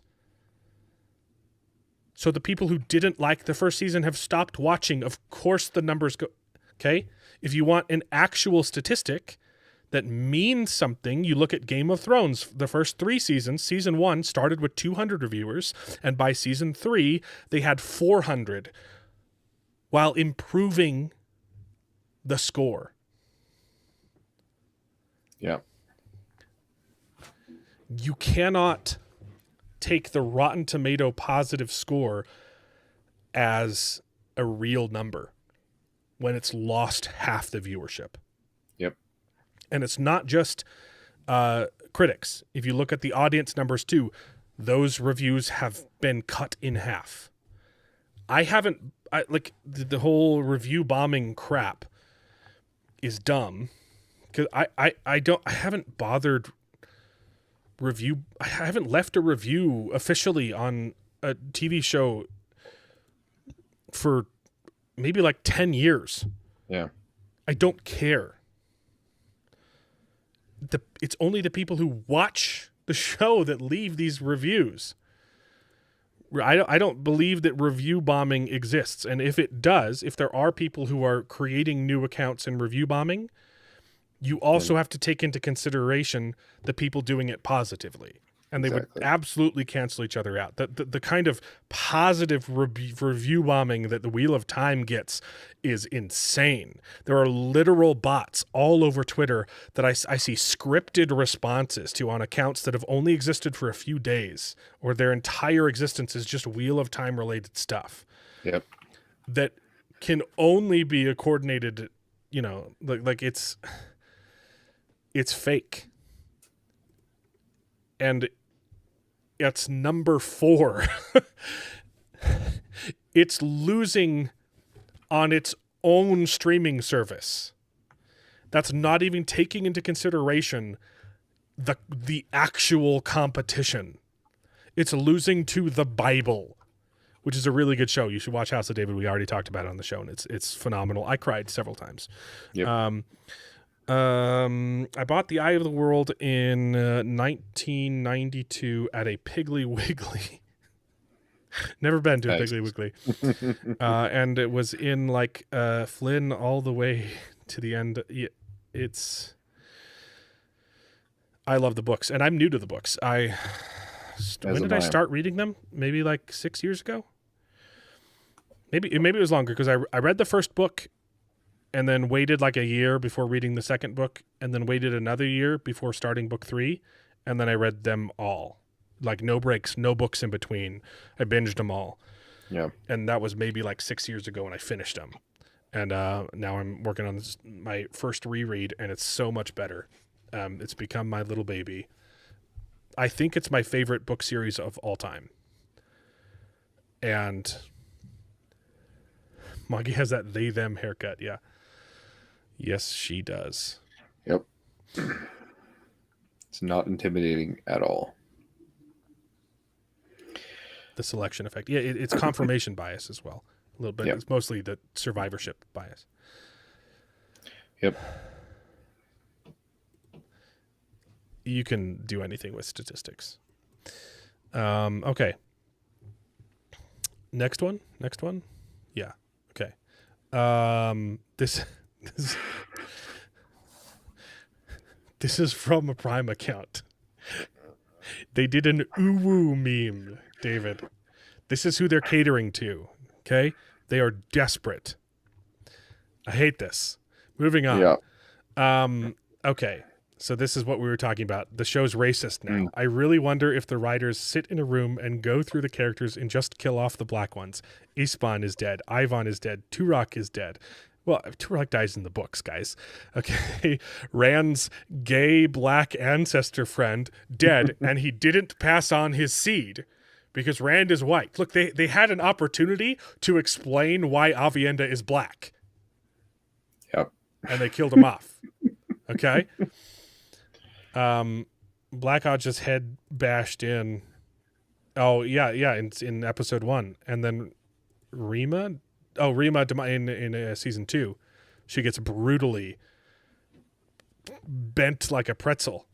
And then the Black Hodge in this episode. There's a huge diverse cast, and they're racist. Yep. So it's never enough, man. No, the left eats their own. It's never enough. Yes, yeah. Second time reading has been exponential, and I loved my first reread. I loved my first read through of the books. The second time is exponentially better than the first time, because I didn't love the first book. It took me a year to get back into the series. I didn't hate it. I enjoyed it, but it didn't blow my mind. It felt like very generic fantasy. Which it's not. That's the thing. It felt like it. It didn't. Nothing stood out to me. It wasn't until the ending of book 2 where I was like, "Oh, this is different." And then I read it all, and then you go back and you read book 1 and you realize this has been different from the beginning. I just didn't catch on because book 1 is subtly different, and it's been setting up stuff from the beginning that I couldn't even imagine. I'd completely forgotten about and didn't even imagine all the subtleties in the books that he's been setting up from page 1. You can never be progressive enough. Yep. Is Screen Rant? Yes, we have a Screen Rant article coming up soon, so don't Stay don't tuned. you fret. We would do rereads. I don't think I would have done every book, but I would have done like 2 or 3. Before Audible, it would have I been would so much never fun to reread be anything. to have participated in the forums and the theory crafting and all the guessing. Yeah. 13 times. That's insane. That's absolutely crazy. Ooh. Wow. Matt, Galad, and Nynaeve have the best character arcs. Matt is fantastic in the books. Galad's They character arc is have pretty done dang him good too. so dirty. I don't think. I mean, they've dragged Rand through the mud in this show, but I think they've done Matt the worst out of all the characters. I think you're correct in the books. And what makes their character arcs better is that they're spread over the whole series. Because I would argue Rand's character arc is better than all of those. It's just it happens in one book. The majority of it, right? I'm generalizing, right? That he kind of has 2 or 3 stages to his character arc, and it all happens in Gathering Storm, and it's phenomenal. But he's kind of one note for the first couple books, and then after book 6, one note again for a while until he gets developed. But yeah, Matt is consistently developed throughout the whole series, and it's good. Fantastic. You're one of those readers. Awesome. He doesn't need ideas from us, man. The stupid things that I thought were going to happen in the show didn't even come close to what actually happened in the show. He doesn't need our ideas to make the show worse. Yep. Those were the good times. Yeah. 100%. I am 100%. Yeah. Matt is a big gay. He wears the beads in this episode. It's so nonsense. First, he completely just disrespects Nynaeve. Nynaeve, you're a cheap whore. You're not worth that much money, but I am. He is such a douchebag.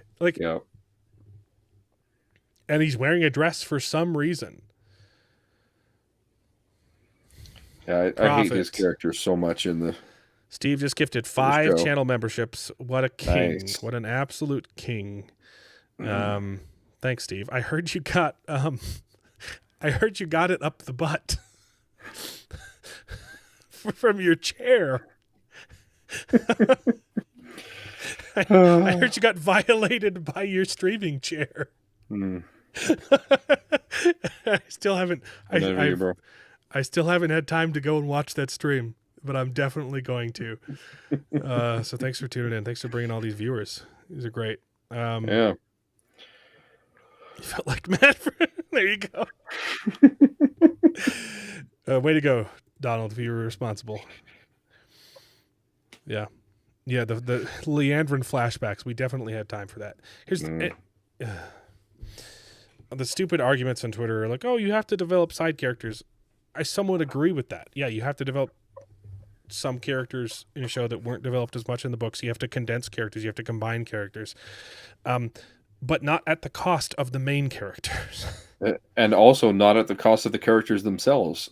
I would argue that their additions to Leandrin, just like their additions to Perrin, go antithetical to the character arcs. Yeah, and the reason why... Why would you give Leandrin a male child, when her whole thing is she hates men? It's the first line in the show. It's the first spoken line in the show, and it's the first line her character says is, "I hate men. They poison things." And it makes absolutely no sense. Yes, her character is a walking contradiction, and the reason why it's broken record time, because I have to say it every show. The reason why these people suck at writing about good and evil is because they do not believe in good and evil. Yeah. It's impossible to write a compelling story about light and darkness if you don't believe it. Okay, and I'm not even saying you have to be a Christian. Okay, you don't have to believe in God, but you have to believe in morality. which comes from God. Okay, sorry, but it's true.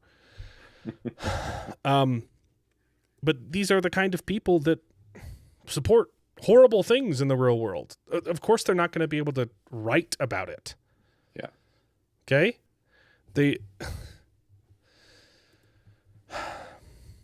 It's disgusting. So, the White Cloaks are under attack.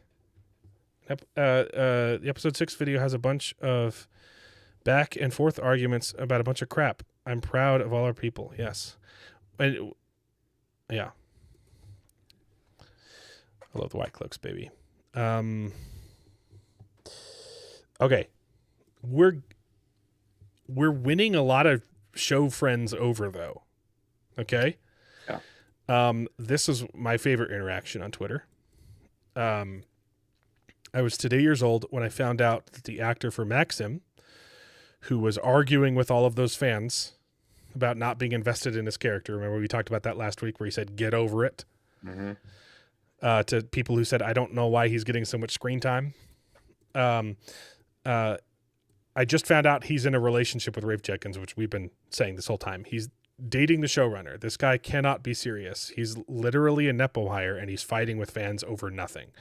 Yep. And then I brought up my favorite tweet. Bro, that's not even the worst thing he said.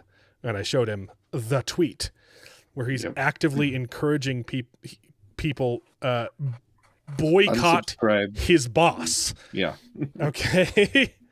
If you want the show to be renewed for the 5th season, cancel your Amazon Prime and sign back up for season 3 and have that be the first thing you watch. That will, show them that people are signing up to Prime just for the show. That's a key metric that can be measured to justify a renewal. And this conversation was interesting. Okay, so I don't see how that's worse. Okay, he's minding his own business. And I'm like, are you dumb? Yeah. He's telling people to unsubscribe from the company he works for and then resubscribe. That doesn't hurt anyone. What? Yeah. It's they literally lose out on the revenue for the time That's that they're unsubscribed. months of lost revenue. They genuinely don't understand that. And the fact that Amazon Prime isn't month to month, it's a year. So, you have to pay for the whole year up front is worse. Yeah. If it was a subscription service, you could unsubscribe. You could keep watching, unsubscribe, and then a month before the show comes out, unsubscribe, and then have the show come out and resubscribe. They might have a month. They don't. Month-to-month membership. They don't? I don't think so. I mean, I pay yearly, but I think there used to be an option. It's worse. So people are going to have to, depending on when they signed up, cancel a year in advance for this to work. How does that not lose the company money? It's crazy. And but I also got into a flame war with my favorite person on the internet, Uno, my previous channel subscriber, who has told me I fell off when I started criticizing the show. Why is this the worst thing? He's telling us how to get the show renewed. Yep. By committing fraud. Okay? If I have an employee who goes online and tells people to unsubscribe from my business just to send a message, that person gets fired. And of course, he intentionally misinterpreted what I was saying. Yeah. He's sending a message? What are you talking about? Okay, that's not what he's saying. He's saying that Prime look at subscriptions and metrics of the show's success, ergo more subscriptions, regardless of how they are done. That's the best chances for renewal. How you interpreted him as sending a message is ridiculous. But then I don't expect that much from a person with much media literacy. He's literally telling people, hey, he we literally need to get the doesn't have the out. literacy to understand. He's intentionally misinterpreting what I'm saying. Yeah. Okay. Isn't this the message that he's sending? Is this not sending a message? That's literally what that he we said. want He the said, show hey, to be renewed? spread the word. We need everyone to hear this. This is what you need to do. But of course, he's saying he's not sending a message like the mafia. Kinda. He kind of is. It's protection money. He's threatening loss of business unless he gets what he wants. So not only is he sending a literal message, my euphemism of sending a message is also kind of accurate to what's happening. Yep. So, this guy's dumb though. So, you mentioned Screen Rat. David sent me a Screen Rat. Whoop-dee.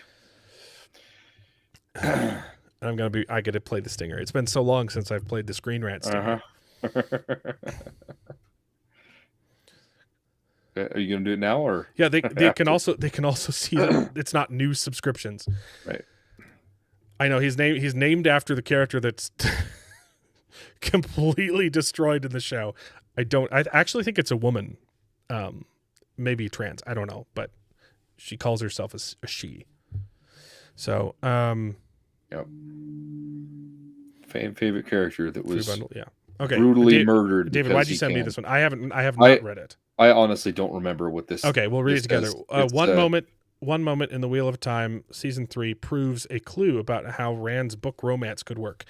Spoiler: it's not going to work. It's not going to work in the show. And it has not been set up at all. Yeah. It hasn't Oh been no! set I up. remember. I remember what the. I guess there's article like says. one scene where he's kind of flirtatious with Avienda. I don't think he's ever flirted with Elaine. They've had one line of dialogue together at the end of season 1, and they haven't interacted "Hi, hardly at all. I'm Elaine." And it kind of flirted a little bit in this. he episode, spoke in the with season, men this one. once. Yeah, exactly. So he's flirted the most with Avienda, but she's gay for Elaine. So how's it going to work? The sister wives.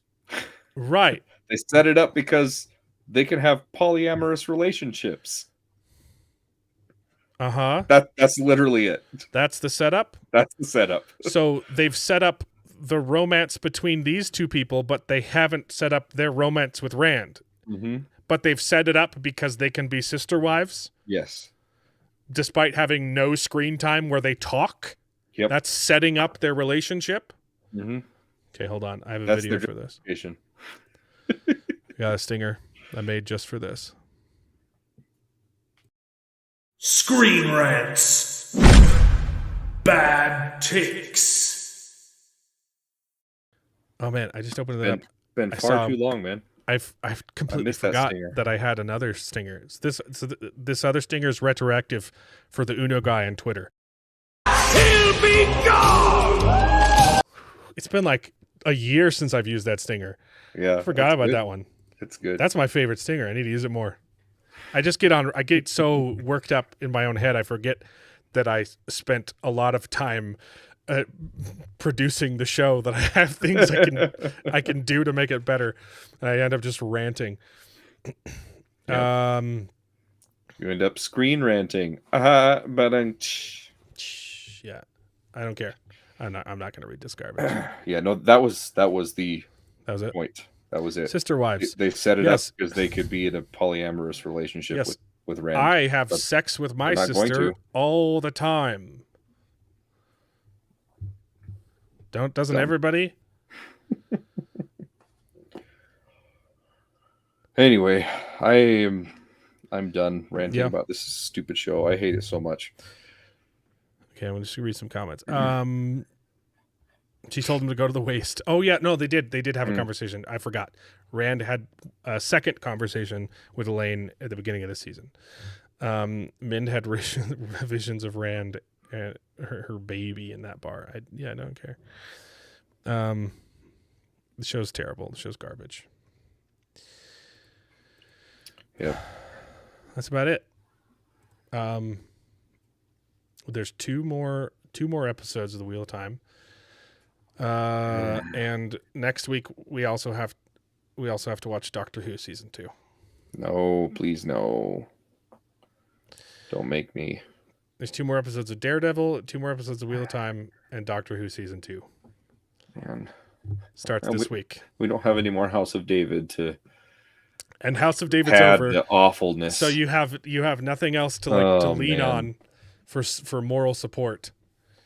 Well, we'll start watching that the other show on Amazon that is the new number one. Okay. We'll watch the you number one show on Amazon. Oh, we forgot to talk about after the completely anticlimactic Samael fight. We forgot to talk about the one of the best scenes in the book where he tries to bring the girl back from death, which, like I said, I actually think was set up well in this episode. The scene with him and the girl is probably the best scene in the episode because it's Rand being good at acting. We obviously knew they were going to kill her off. And I think that the setup for having them develop a relationship is good. I don't think the execution of her dying is good at all. Yeah. Right. I guess making it be partly his fault is good, but then it's just him crying and channeling and not like it needed to be more brutal. It needed to be like him, like literally like reaching in and like pumping her heart with the power, you know? Yeah. He needed to go Matrix Revolutions on it. Yeah. That was and it needed very impactful scene from the book. Every time it cut away to the other people looking, they were just like, huh. Like there wasn't, I needed disgust. It should have been a disgusting scene, right? Like have her like stand up, start watching it. The prophets talked about it a lot. Like, I saw Alex tweeting about it. Like she needed to like become like a puppet and be like, you know? Yeah. And then just to have this looks of horror from everyone else. That's what happens in the books. Everybody's like, the book's so stop, good. Like stop, I can dead. reach like, in. I can make her lungs breathe. I can make her heart beat. I can do all of these things, but I can't bring the spark of life back. And it's such a brutal, disgusting, disturbing scene. It's a missed opportunity here. Yep. Agreed. And every time it cuts to Avienda, that she cannot act. Yeah, she's so frumpy. Anything, especially in the Resurrection Heart. Season 2. I don't know what they did with her makeup, but it's worse than it was in season 2. Murderbot doesn't air until May. No. Yes, May 18th or May 16th is what it is. $5 from the Gooch, Donald Gooch. Thanks for the conversation tonight, guys. It's cool to have peeps who respect the source material to therapy with. Yeah, we do it every Sunday. I stream. We talk about whatever TV show's on. So, and I make them watch horrible, horrible things, and we have to watch Doctor Who next week, and it's gonna suck.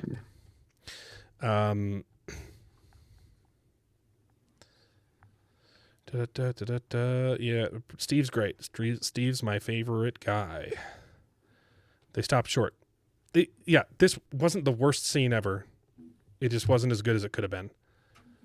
Yeah. They didn't have the balls to go where they needed to go in the scene. Yeah. It's a heartbreaking scene in the books. Yeah. And the greatest solace that I get from all of this is for having to watch this show every week. Nothing makes me happier than getting on X and seeing them panic about season 4 renewal, and it's not going to happen. It's not going to happen, guys. There's no way. When you're losing to House of David, a show that had zero money as a budget, you're not getting another season. When they cancel, it will be so sweet. Yep. Yeah.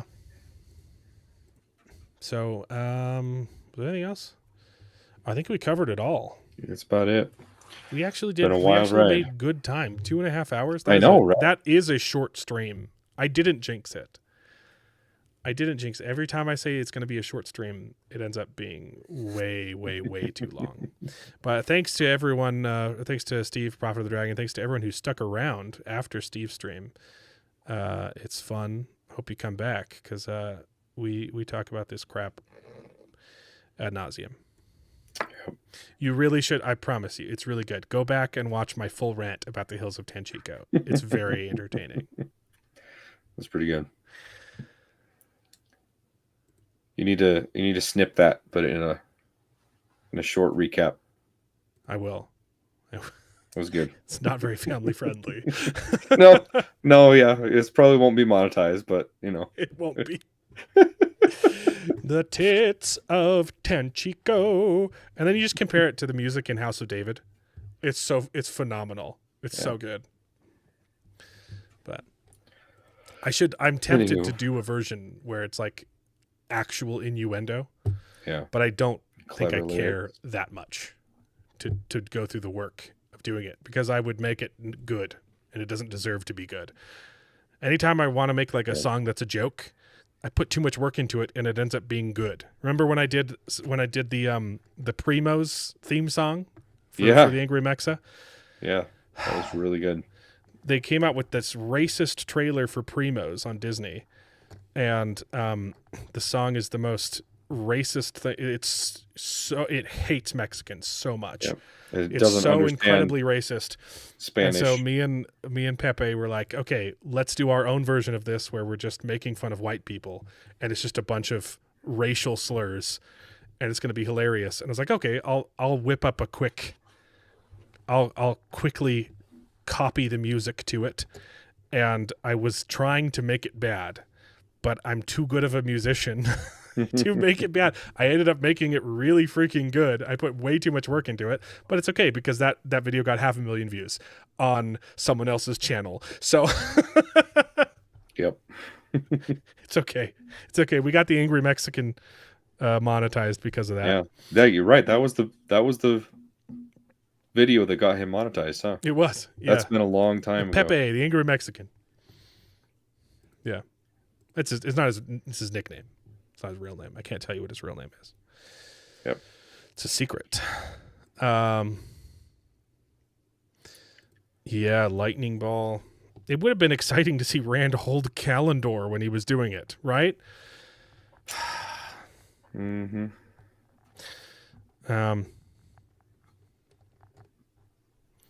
It's so sad because I mean the Twitter freaks are kind of right. Like, this is the best that the season has ever been, like season 3, quality wise, because there are a couple scenes in there where you like see a glimpse of what the show could have been. And like, wow, this show could have been awesome, and you made it a choice to make it bad instead. Yeah.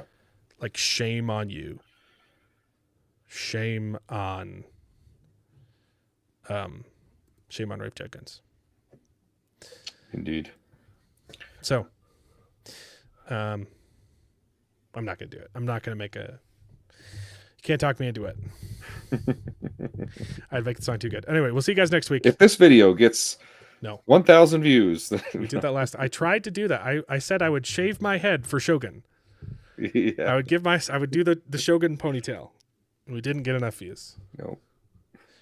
So, okay, next week is Wheel of Time, episode 7, Doctor Who, season 2, episode 1, and Daredevil, which literally no one's watching. I don't know why I'm still watching. Yeah. Yeah. So thanks for tuning in. We'll see you guys next week. Bye. Bye. And now it is time to say goodbye. We had a great conversation. It's been fun. But all good things must come to an end, and the goodest ending I can think of is... Right now, this moment, this night. So I guess we just say goodbye. So, goodbye. Toodaloo. Au revoir. Auf Wiedersehen. Ciao. Ding dao day. But come back next week for more outrageous bloopers. This is the end. Well, there's only one thing left to do. I'm gonna go home and sleep with my wife.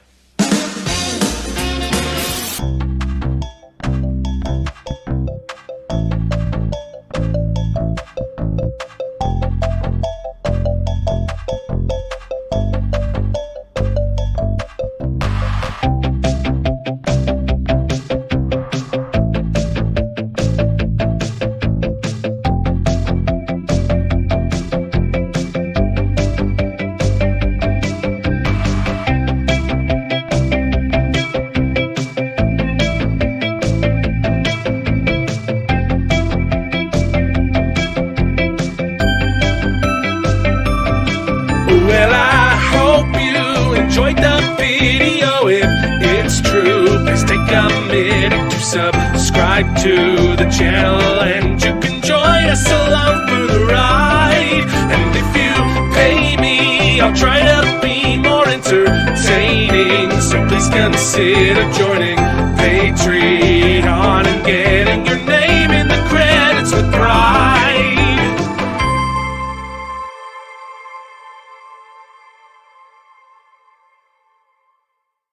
I'd buy that for $1.